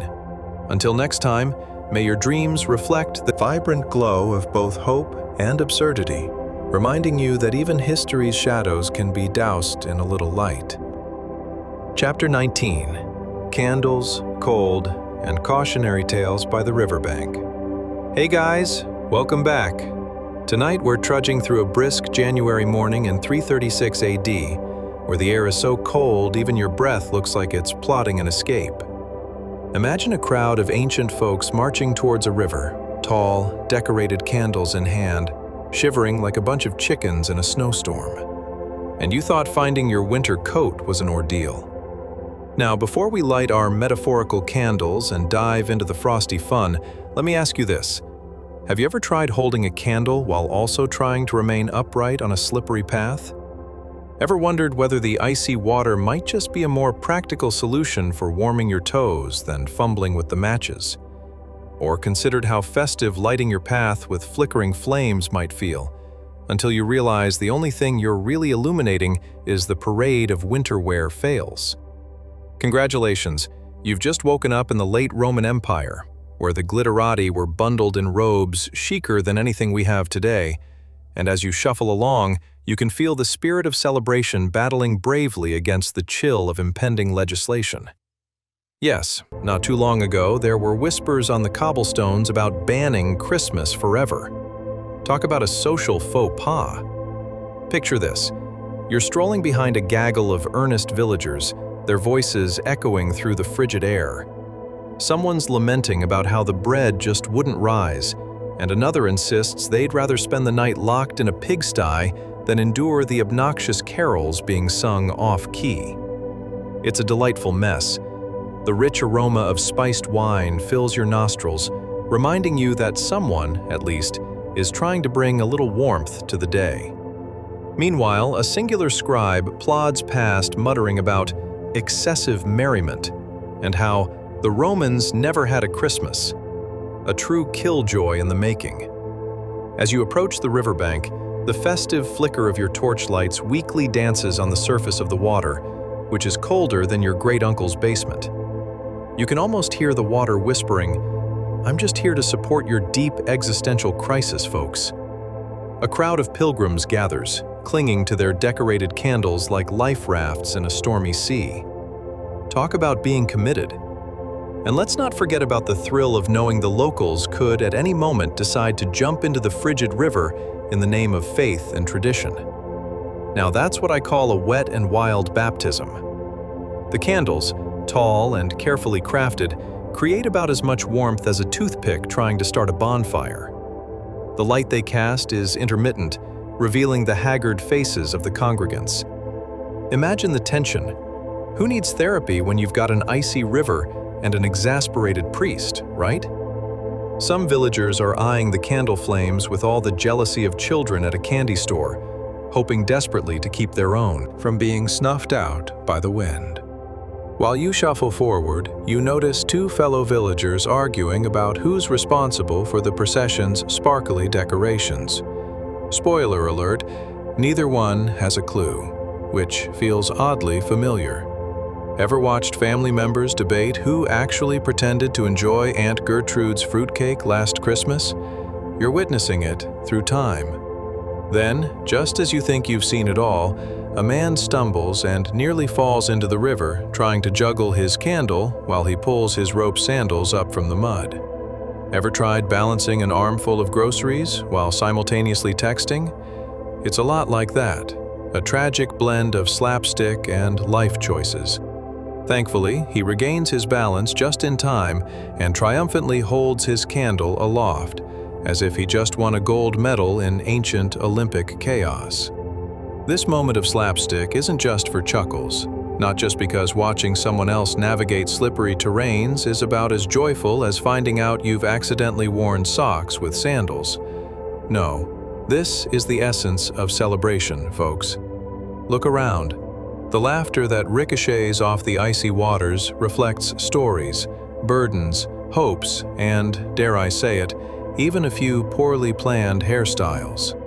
People shout greetings to one another, hoping to distract themselves from the chilling wind that feels like it has a personal vendetta against all well-meaning candle holders. The excitement buzzes in the air like bees stuck in winter's grasp, filling the chilly atmosphere with a kind of warmth only laughter can provide. Even an icicle hanging from a nearby branch seems to chuckle softly. Honestly, folks, it's just a baptism. How serious can we take this? As the service begins, you watch the priest dive into a heartfelt speech about the importance of rebirth and the presence of hope. It's a profound moment, but let's be honest, does he really think anyone's paying attention while that one guy teeters near the riverbank, balancing precariously? one candle flickering perilously close to his hat?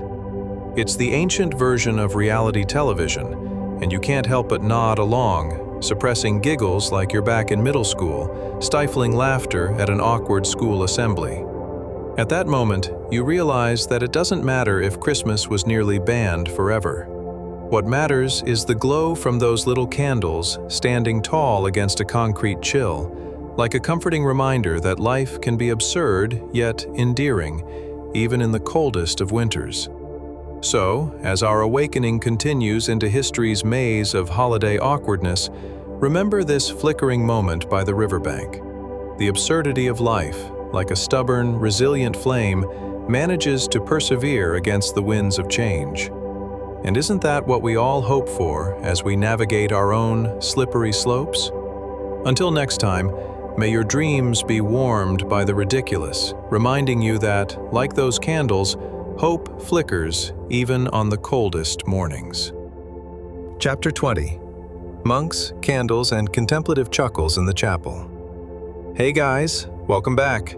Tonight, we're sliding into a stone chapel in the heart of 336 AD, a time and place so tranquil it might make your yoga classes feel like a rock concert. Picture it, a group of dedicated monks knee-deep in prayer, all while the world outside is chilling harder than a polar bear in a snowstorm. Just look at them, huddled around a single beeswax candle. Talk about a flickering beacon of hope amidst the icy grip of history. Now, before we cozy up to the flickering light of that candle and dive into this frosty escape, let me ask you this. Ever tried meditating in a chapel while the wind howls like a banshee trying to get a last shot at Christmas cookies?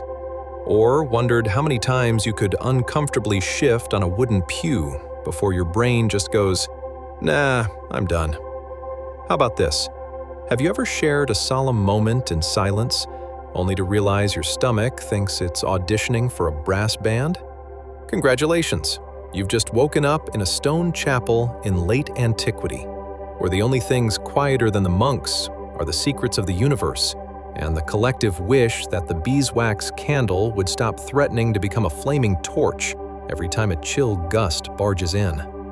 As you settle into the dimly lit space, the air is thick with an aroma that's somewhere between earthy musings and a strong hint of, did someone forget to wash that robe? The heavy stone walls offer about as much comfort as a rock bed. And yep, everyone is still kneeling.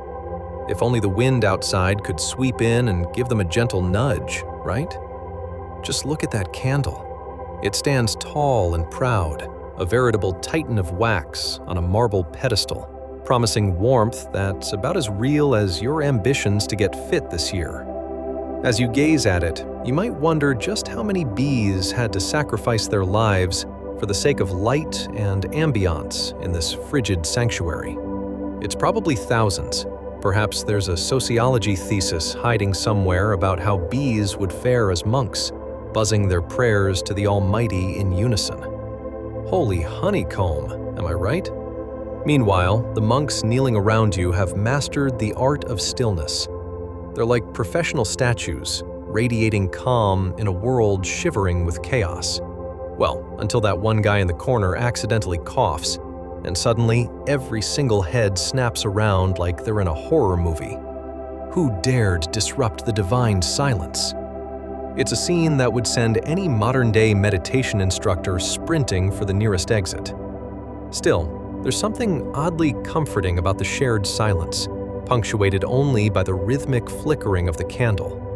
If this moment were a modern-day anti-anxiety ad, it'd describe each monk as attentively breathing, embracing tranquility, and not plotting the overthrow of the local baker for burning the last batch of bread. Spoiler alert. That's exactly how snickering starts in a room full of guys. As you drift through the chapel, attuned to the flickering light, you can almost hear the interior brick whisper its collective wisdom. Life is a series of catastrophes, but at least we have wine. Ah, yes, the delightful wine. Great for prayers, and even better for convincing yourself those burnt offerings at the feast were just creative interpretations. Let's be honest, A monk's diet can seem dreadfully dull by modern standards, like a series of sad-looking salads minus the Instagram filters. Picture it, bread that's had more hardship than a soap opera star, and water so tasteless it could be mistaken for a rock star energy drink before someone stops to consider it might just be water. Still, these monks embody the mantra, "less is more," in a way that would make Marie Kondo swoon. If not for the whole "nuns can't declutter that much" dilemma. Not to distract you from the sacred serenity, but it's all too easy to chuckle at the absurdity of this moment. You might imagine one monk thinking, "If I have to kneel here much longer, I'll end up developing a freelance career as a statue," while another wonders whether his next meal will be as unenthusiastic as this candlelight. And then there's that infamous cramp that sneaks up on you when you've been kneeling for too long. It's like an uninvited guest crashing your prayer gathering, wearing a tacky Hawaiian shirt. Suddenly, there's a struggle between divine intervention and the possibility that your knee may or may not permanently resemble a pretzel knot. But no matter how uncooperative your body may become, the monks soldier on, clutching deep in prayer, proving that if determination ever had an official mascot, it would undoubtedly be them. As you're surrounded in that flickering light, you can't help but appreciate the tiny moments that punctuate the seriousness of this whole religiosity gig. Outside, winter roars, but in this snug little chapel, even a single candle can unite souls, creating warmth that transcends the chill of the season. The more you lean into this vibe, the more you recognize that the absurdity of life, much like the flickering of that steady flame, has a beautiful way of blazing through the darkness. As you ponder all of this, let not the seriousness of these solemn prayers steal your sleep. Instead, may you find comfort in the thought that if a group of monks can manage the journey of faith with just a candle and a whole lot of camaraderie, then surely you can tackle whatever tomorrow throws at you. So, let that candlelight guide your dreams as we float gently forward in this enchanting journey of mildly interesting history and the comical chaos of those who walked before us. Chapter 21: Puritans and the Dismantling of Christmas Cheer. Hey guys, welcome back. Tonight, we're wading into a world colder than a snowman left outside overnight. 17th century England, where the Puritan spirit was more serious than a cat looking at a bathtub. Picture this. It's gray, it's dreary, and a group of stern-faced Puritans, wearing hats so black they make a coal mine look colorful, are about to engage in a festive demolition project. Yes, folks, they're tearing down Christmas decorations like they're personal affronts to their very existence. Fun, right? Now, before we dive into the winter wonderland of woe, let's chat. Have you ever found yourself mulling over why the festive season seems to bring out the grump in some folks? Like when your neighbor gets a little too into the no holiday music before December rule. Or have you ever looked at a perfectly good Christmas tree and thought it might be the start of some kind of conspiracy? It's like a living room revolution waiting to happen. And if Christmas were a dog, would it be a beloved golden retriever or a slightly rabid chihuahua? Scriptures. You've just woken up in 17th century England, where Merry Christmas is about as welcome as a leaky roof in a rainstorm. And the leaky roof is winning. Let's talk about this scene.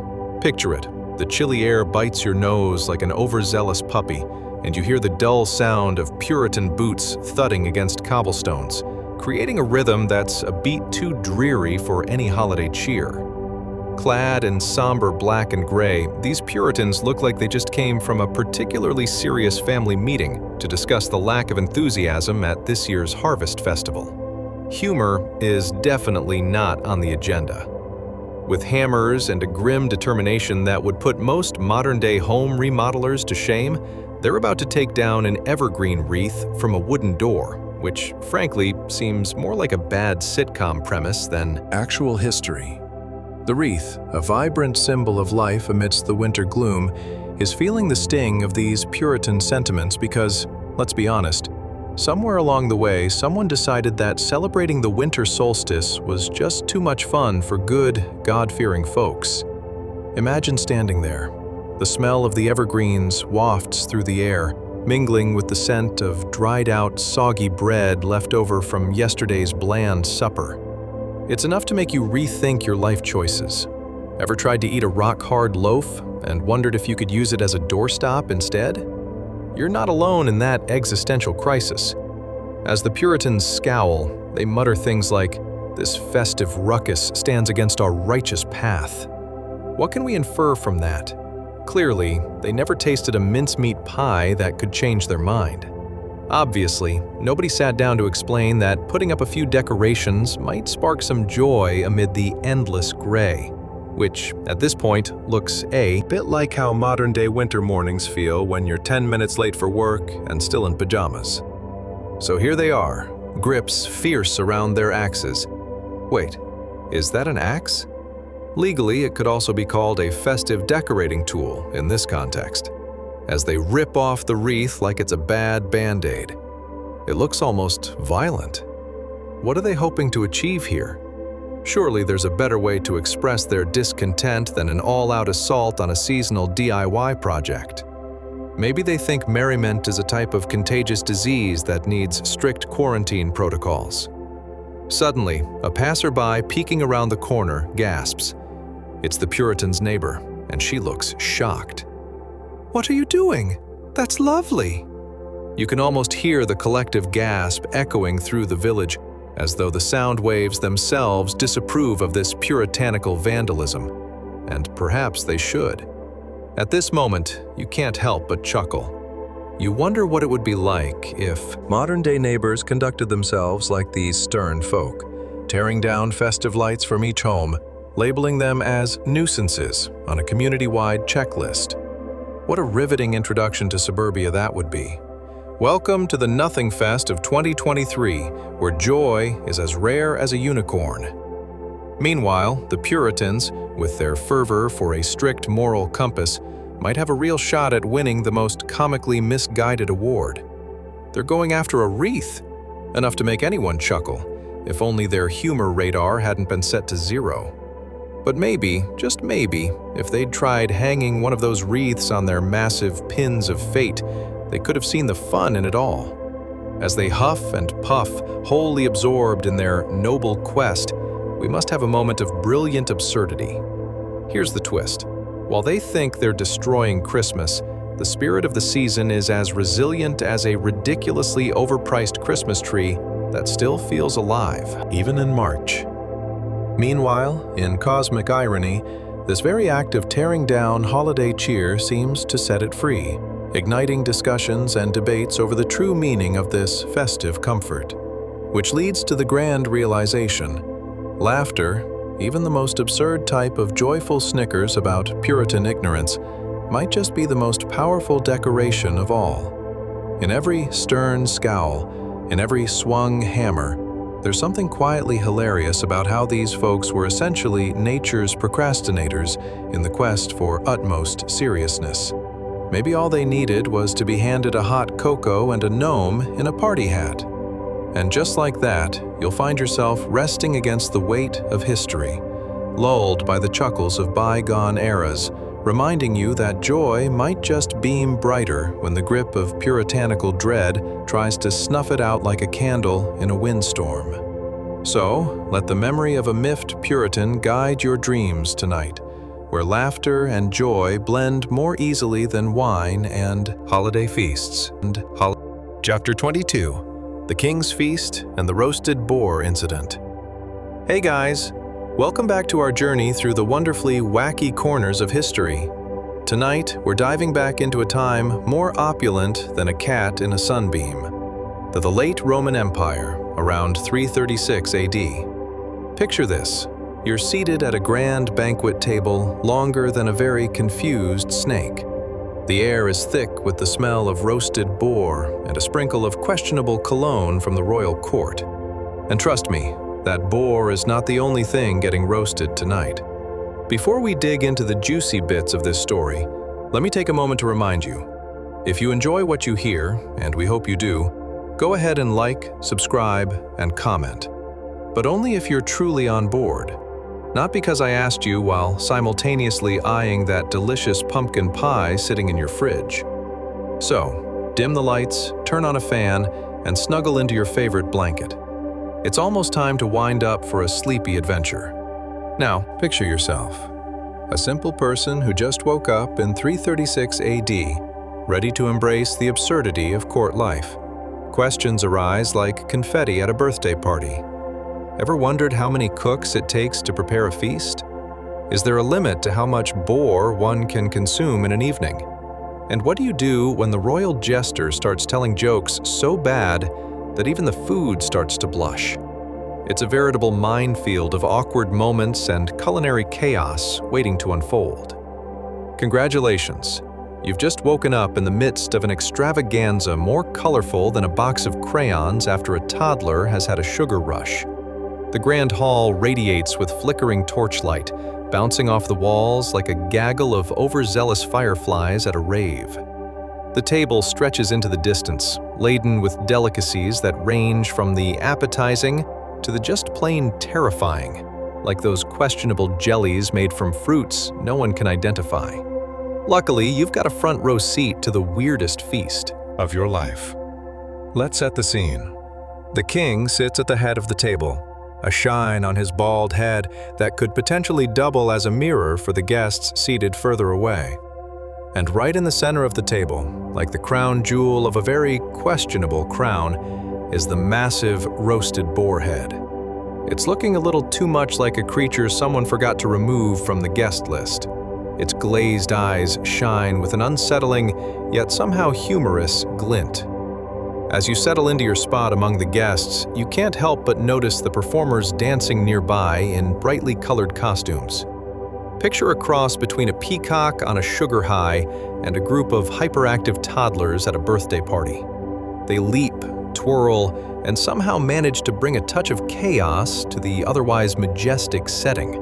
Much like that time your cat jumped onto the chandelier during a family dinner. Total panic mode engaged. The sound of lute music fills the air, a lively tune that seems to lift everyone's spirits faster than you can say, "Pass the gravy." But as you take a sip of your wine, you catch a glimpse of the jester, who's eyeing the boar head as if pondering a rather mischievous idea. I mean, can you blame him? That boar is practically begging for a comedic intervention. And then there's the aroma wafting around you, like a symphony of roasting meat, spices, and ancient herbs, mingling with the scent of sweat and social anxiety wafting off the guests. You take a bite of the garlicky roast, wondering if it will haunt your dreams or be a moment of bliss. It's like tasting a piece of history, albeit one that comes with a side dish of vibrant nausea. Let's talk about feasting etiquette during this era, shall we? It's a little different from a modern potluck where everyone timidly holds their Tupperware while trying to gauge if the lasagna was actually cooked through. Here, it's a full-contact sport.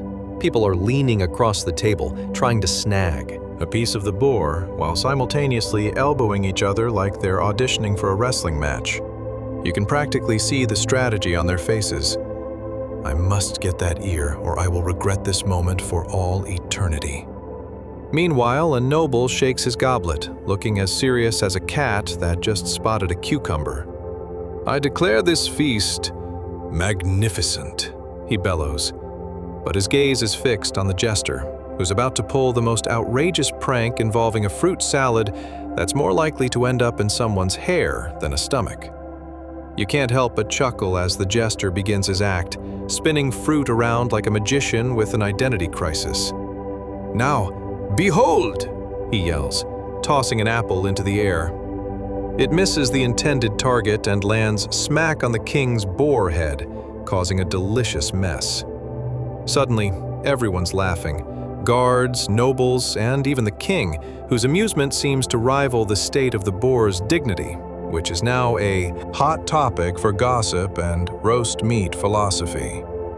In this moment, the feast transforms into a picturesque disaster an amalgamation of laughter and ribaldry where no one knows if it's more acceptable to giggle or gasp at the impending mishaps. Much like modern-day dinner parties where the dessert table becomes a battleground for the last slice of cheesecake, this feast is a whirlwind of the unexpected. As chaos unfolds and the performers continue their circus act, you realize this peculiar blend of history, absurdity, and camaraderie is precisely what keeps life vibrant, like those questionable sides on the banquet table that might just surprise you. So, whether it's a roasted boar head or a rather aggressive fruit salad, history always retains a sense of humor, even if it occasionally tastes a little funny. And with that, you're swept up into the delightful madness of history, lulled to sleep by its chaotic charm, where every feast is a reminder that even the most serious occasions can take a vacation in the realm of the absurd. Rest easy, my friend, and may your dreams include fruits and boars doing the cha-cha, Chapter 23. The Cozy Parlor of Half-Baked Traditions. Hey guys, welcome back to our whimsical wander through the comical annals of history. Tonight, we're settling into something cozier than a hug from a long-lost friend who forgot to use deodorant. The Victorian parlor, but with a historical twist that's juicier than the gossip at a quilting bee. Imagine it, a room filled with the scent of pine needles from a lopsided Christmas tree that looks like it may have had a minor disagreement with gravity. Before we dive into this delightful nook of history, let me remind you, if what you hear tickles your fancy, and I sure hope it does, kindly like, subscribe, and maybe even comment, but only if you genuinely feel the urge to share your thoughts, not because you're trying to escape that awkward silence with your overly chatty family during the holidays. So, buckle up, dim those lights, turn on a fan to create that perfect snuggle ambiance, and let your mind drift into a time when family gatherings were more like three-ring circuses, and Christmas was viewed with equal parts joy and skepticism. Now, ever inflated your family tree with so many ornaments it started resembling a heavy-set drag queen? Or have you been stuck in an endless debate about whether Frosty the Snowman counts as a Christmas classic or just an elaborate plumbing cover-up? What about dealing with relatives who whip out their knitting needles as if preparing for a battle of festive proportions? Did winter bring more mulled wine or more family drama? And isn't it hilarious that peace on earth often turned into peace until Uncle Bob starts discussing politics? Congratulations, you've just woken up in 336 AD. Just to clarify, it's not the Victorian Age, it's the late Roman Empire. Let's see how that fits into your mental travelogue. Picture this, you're nestled in a cozy parlor, complete with an elaborately decorated tree that likely looks like it survived the latest fashion disaster. The fireplace crackles lovingly, casting warm shadows akin to a cat hiding from an enthusiastic toddler. You could even picture yourself sprawled on a couch stitched from the kind of fabric that feels suspiciously like a moth's life choices. The flickering flames send playful light dancing across the walls. Walls adorned with painted frescoes of hunting scenes that feel oddly reminiscent of the last family reunion's photo albums. The soothing pop of burning logs is occasionally punctuated by the rustle of the family gathered around, each with ambitious plans of working through the latest bestseller. Yet no one dares whisper a peep, because nothing shatters the peace like the sound of a page turning too slowly. The air is filled with the smell of spices, mingling awkwardly with that of the pine tree, which, let's face it, could have benefited from a few extra weeks in a warmer climate. It does, however, create a surprisingly pleasant blend. The aroma floats like a gentle reminder of the chaos that comes with family holidays. Out of nowhere, you hear a muffled snicker from the corner, where Aunt Bertha is attempting to get her arms through a rather ambitious garment she knitted for herself. Yes, dear listener, 'tis indeed the season for familial togetherness, and for absolutely no one to fit into last year's sweaters. As you sink deeper into this cozy ambiance, you hear the soft murmur of laughter from the siblings discussing the recent turkey debacle, which ended with a delivery from the local butcher resembling the aftermath of one too many cooking shows. Imagine trying to prepare a meal, only to find that tamed turkeys have an uncanny ability to elude capture, like they're auditioning for Survivor Domestic Edition. Let's not forget about the festive centerpiece, a rather peculiar-looking roast taking prominence on the table. It's not a turkey. No, that would be too mainstream. Instead, it's a boar's head, glistening like it's just walked off the cover of a particularly eccentric fashion magazine. Guests exchange uneasy glances as if weighing their options. Wrestle with tradition or opt for that plate of dubious leftovers from yesterday's feast, aptly titled Mystery Stew. The laughter begins to rumble like an overzealous thunderstorm as Cousin Morty starts a debate about the originality of holiday recipes.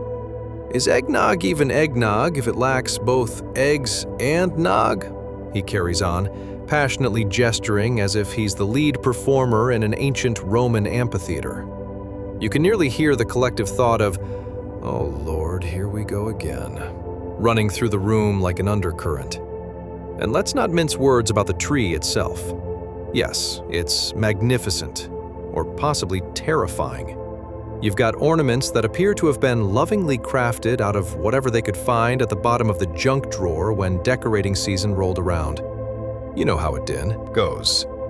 Tinsel or pasta shells? Why not both? It's more of a testament to family creativity than a hallmark of elegance. And everyone knows that the true Christmas spirit lies not in perfection, but in the unyielding joy that comes from taking family traditions and flinging them into the air like confetti, hopeful that something will land gracefully on the floor. As the evening progresses, the stories layer upon each other like a well-crafted lasagna, complete with family quirks and misadventures. And you, dear listener, melt into the comfort of this warm parlor, lulled into a state that blurs the line between laughter and slumber. Indeed, life isn't always so serious. Remember, even in the grandeur of 336 AD, when Christmas was nearly banished for good, the truth remains. History is a marvelous kaleidoscope of silliness, passed down through generations, reminding us that sometimes the absurdity of ticking traditions remains the greatest gift of all. So, as you drift into the peaceful slumber, may your dreams be filled with absurd parlor gatherings and the delightful chaos of history waiting to be explored, Chapter 24, A Sunset Feast with a Side of History. Hey guys, welcome back to our historical joyride, where we take you on a trip more delightful than finding a forgotten $20 bill in your winter coat pocket. Tonight, we're viewing a scene that's as relaxing as a warm bubble bath, but with the added thrill of knowing that some folk are just one crab claw away from disaster. Picture this, a beach at sunset, soft waves lapping at the shore like a friendly puppy, while vibrant pinks and oranges light the sky like it's auditioning for an over-the-top art exhibit. Before you dive headfirst into this beachy bliss, let me say, if this tickles your historical fancy, and I certainly hope it does, don't forget to like, subscribe, and toss a comment like it's the last piece of crab in the picnic basket, but only if you genuinely enjoy it, of course. Now, get cozy, dim those lights, and perhaps put a fan on for that perfect beachy vibe, the kind that whispers sweet nothings into your ear while keeping you comfortably chilly. Imagine you're sprawled on the sand with a picnic basket that's bursting with goodies, while twinkling lights draped over a palm tree play tricks on your night vision as they glow with all the subtlety of a Roman emperor's ego. Ever wondered what it's like to feast outdoors at sunset and accidentally make an enemy of seagulls? Or tried to untangle festive lights while managing a mild-sized seafood disaster? What about trying to keep your cool and collected demeanor while sand escapes your shoes in a remarkable one-man show of the never-ending sift? And has anyone ever marveled at how modern picnics are practically a survivalist mission, with a level of complexity usually reserved for launching a small spacecraft? Congratulations! You've just woken up in 336 AD, where the sun sets beautifully over the Mediterranean, while folks flirt with ideas that are way more exciting than Instagramming their food. While you ponder the existential crises of a crab or two, let's set the scene. The wind rustles gently through palm fronds, preparing for an evening filled with delightful, or possibly fishy, adventures. You're surrounded by a group of cheerful Romans, lounging on the warm sand, their laughter punctuated by the rhythmic sound of waves crashing nearby. It's almost serene, except for Gluteus Maximus, or Max for short, who insists on reenacting his whole Olympic glory moment right next to your laid-back seafood feast. You try to ignore him, at least until he accidentally launches a small crab in your general direction. Talk about a crustacean catapult. As everyone digs into the catch of the day, the scents wafting from the picnic basket blend beautifully with that salty sea air. You can practically taste the seasoning, garlic, herbs, and a pinch of how did this even end up in your grandmother's medicine cabinet, all coming together to create a dish that would make even the finest Roman banquet blush with envy. Let's be real though, these folks are no culinary critics. If you shoved a fish in their face and told them it was a delicacy of Neptune's kitchen, they'd probably nod in agreement while munching every last bite. Gulls be damned. But here's the kicker, dear listener. While you're savoring each delectable morsel, remember that the festive lights strung over the palm tree didn't just appear. They have a rich, if slightly ridiculous, history. These very twinklers are nothing compared to the traditional lighting of the time, which was essentially anything that could be set on fire without causing mass panic. Think oil lamps, candles, or that one overly ambitious guy trying to impress everyone by lighting an entire toga on fire for comedy's sake. As you sip your ancient Roman wine, because who needs grape juice when you can have vintage grape juice, the enchanted dusk begins to cast an even softer glow across the happy crowd.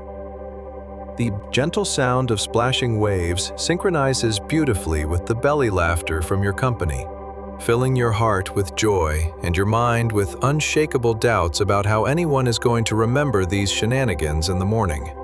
Look over there, a group of philosophers.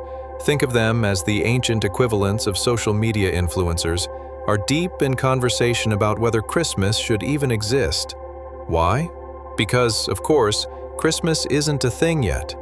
Spoiler alert, there's a lot of disagreement about traditions that would eventually include things like evergreen trees, gift-giving, and the omnipresent debate over whether fruitcake should be a food group. These are the same philosophical minds contemplating the meaning of life while simultaneously fighting over the last piece of eel. Just imagine them throwing their hands up, exclaiming, "Why is it so hard to agree when food is involved?" As twilight sets in, balance precariously shifts between delectable seafood and possible brawls over stray crab shells. Old-fashioned pandemonium is alive and well, and you wonder if this charming beach scene might just be the seasonal representation of why family matters. And by family, I mean people who will step on your toes while trying to reach that last fried fish ball prowling dangerously close to the edge of the picnic blanket. So, whether it's dodging flying crustaceans, pondering deeply philosophical questions about holidays yet to come, or laughing together under starlit skies, one thing remains true. Even in 336 AD, history was never dull. And sometimes, the most comedic skirmishes happen right at the beach, where laughter mingles seamlessly with seaside chaos. And as you sink deeper into this sandy paradise, lulled into sleep by soft waves and your crab-launching friends, may your dreams be filled with slightly absurd yet enchanting moments of history, always reminding you that laughter transcends time and tide, even on a sunset beach picnic. Chapter 25. A Cozy Conspiracy with Cocoa and Christmas Cheer. Hey guys, welcome back to another delightful jaunt through time, where history wraps around you like a warm blanket and might just be a little scratchy. Tonight, we're taking a stroll through a winter wonderland that's colder than your Aunt Gertrude's shoulder at last Thanksgiving's family reunion. Yes, we're diving into late antiquity in 336 AD, when social media influencers were replaced by philosophers arguing about the literal meaning of life while balancing cups of spiced cocoa. If this cozy chaos tickles your fancy, and I truly hope it does, don't forget to like, subscribe, and leave a comment that's more heartfelt than a forgotten birthday card. But only if you genuinely enjoy this little history escapade, of course. Now, as you lean back into your cushy spot, why not dim those lights? Maybe turn on a fan for that perfect breeze that makes you feel like you're standing in an ancient Roman villa. Minus the worry of little crabs launching themselves across the room, of course. Imagine for a moment, what if your cozy nights revolved around philosophizing the meaning of life while trying to figure out how not to eat the same turnip every night for dinner? How would you feel about entertaining guests who might argue about the merits of a tree versus a decorated bush? And what would you do if your biggest concern was who decided to wear the same toga to the feast and make the evening awkward? Congratulations! You've just woken up in 336 AD, where the sun has set over the Mediterranean Sea and large pots of spiced cocoa bubble cheerfully in the background. But beware, it's not just a lovely night filled with creamy drinks. The air is thick with chaos and the haunting chants of philosophers debating whether Christmas should even exist. Picture this cozy setting. Two hands, yours, cradling a warm mug of that aromatic cocoa, steam curling in gentle spirals towards the flickering candle nearby. It flickers like a tiny lighthouse guiding you through the fog of philosophical discussions as merry laughter drifts in and out like a tuneful wave. As you sip your delightful cocoa, let the rich flavor wash over you like a warm memory. The scent blends with the aroma of roasted chestnuts and freshly baked bread, wafting through the air as people around you discuss, sometimes raucously, the merits of various winter traditions. Why, though, you ask? Because they're essentially debating who gets the last piece of fruitcake, which, spoiler alert, is like trying to slice a brick wearing oven mitts. The soft crackling of the fire serves as the background music to this rich tapestry of holiday discussion. You can almost hear a philosopher yelling over the commotion, "Why should we celebrate the birth of a peasant any more than we do the harvest of a cabbage?" Nothing says festive quite like existential dread, right? As the candlelight dances cheerily across the room, you can't help but imagine these scenes filling the air. Chariots whizzing by, underdressed toga wearers huddled beneath cloaks, and debates escalating into spontaneous interpretive dance. You'd think they were about to engage in a dramatic fight over who gets the final marshmallow for their cocoa, instead of the underlying philosophical realities of pagan holiday celebrations. Let's be clear, your mind might wander here. It's like trying to figure out the details of a new video game while someone keeps telling you just how hard it is to bake a loaf of bread without a proper oven. While you bob and weave through arguments, you notice that one table boasts an impressive display of cupcakes, because who could resist sweetness in a world so bleak and filled with moral quandaries about festive traditions? Sure, there's chatter about banning Christmas altogether.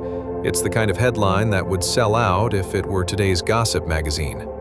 After all, nobody wants to see the local tavern filled to the brim with carolers disturbingly enthused about a night devoid of merriment, from people unceremoniously categorizing frosty celebrations. While the philosophers debate the moral implications and societal repercussions of Christmas, you wonder how anyone could trend that thought onto social media without it turning into a meme about frozen fruitcake. But wait, something is going on behind the scenes. A very eccentric patron has just stood up, a cocoa mustache firmly affixed to his upper lip, proclaiming, "Christmas should be celebrated. Let's put a bird on it." Cue laughter, confusion, and some eye-rolling at the sheer absurdity. You half expect someone to shout, "Let's just toast marshmallows instead." As the night unfolds, full of belly laughs and battles of wit over who has the better scorched marshmallow composition, the warm cocoa in your hands seems to solidify this surreal yet delightful tapestry of festive chaos. Who would have thought that cocoa played such a vital role in the lands of ponderous philosophers and philosophical ponderers? If only they could realize that chocolate brings peace where burnt sausages cannot. The flickering candlelight casts soft shadows against the rounded walls, ensuring that each laugh feels like a hug. By now, you might be lulled into this intricate dance of history, almost dreaming about how this spirited gathering might just set the tone for a holiday future filled with joy, rather than the frantic, futile attempts of serious discussions about whether a cranky old man should be the face of gift-giving. And as you find yourself drifting further into slumber, warmed by the spectacle of ancient festivities, remember that even at the most chaotic of historical moments, all it takes is a bit of cocoa and laughter to keep the spirits up. May your dreams be filled with merry scenes of yesteryear, and perhaps just a hint of that slightly absurd wonder we call history. As the fire burns low and the stories of the past begin to fade into the quiet, it's worth pausing for a final moment to reflect on the lives we've wandered through tonight. The people of the past endured winters that crept into their homes, laws that reached into their celebrations, and daily routines shaped by cold hands, hard labor, and very little certainty. A simple day could mean aching feet, thin meals, and rules that turned joy into something risky. And yet, somehow, laughter still slipped through the cracks. A shared joke, a stubborn tradition, a secret feast, small rebellions of warmth in a harsh world. There's something quietly heroic about that.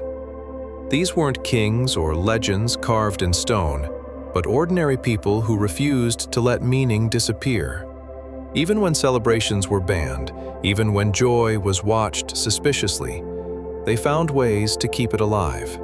Sometimes clumsily, sometimes hilariously, sometimes with nothing more than a whispered song or a shared bowl of food.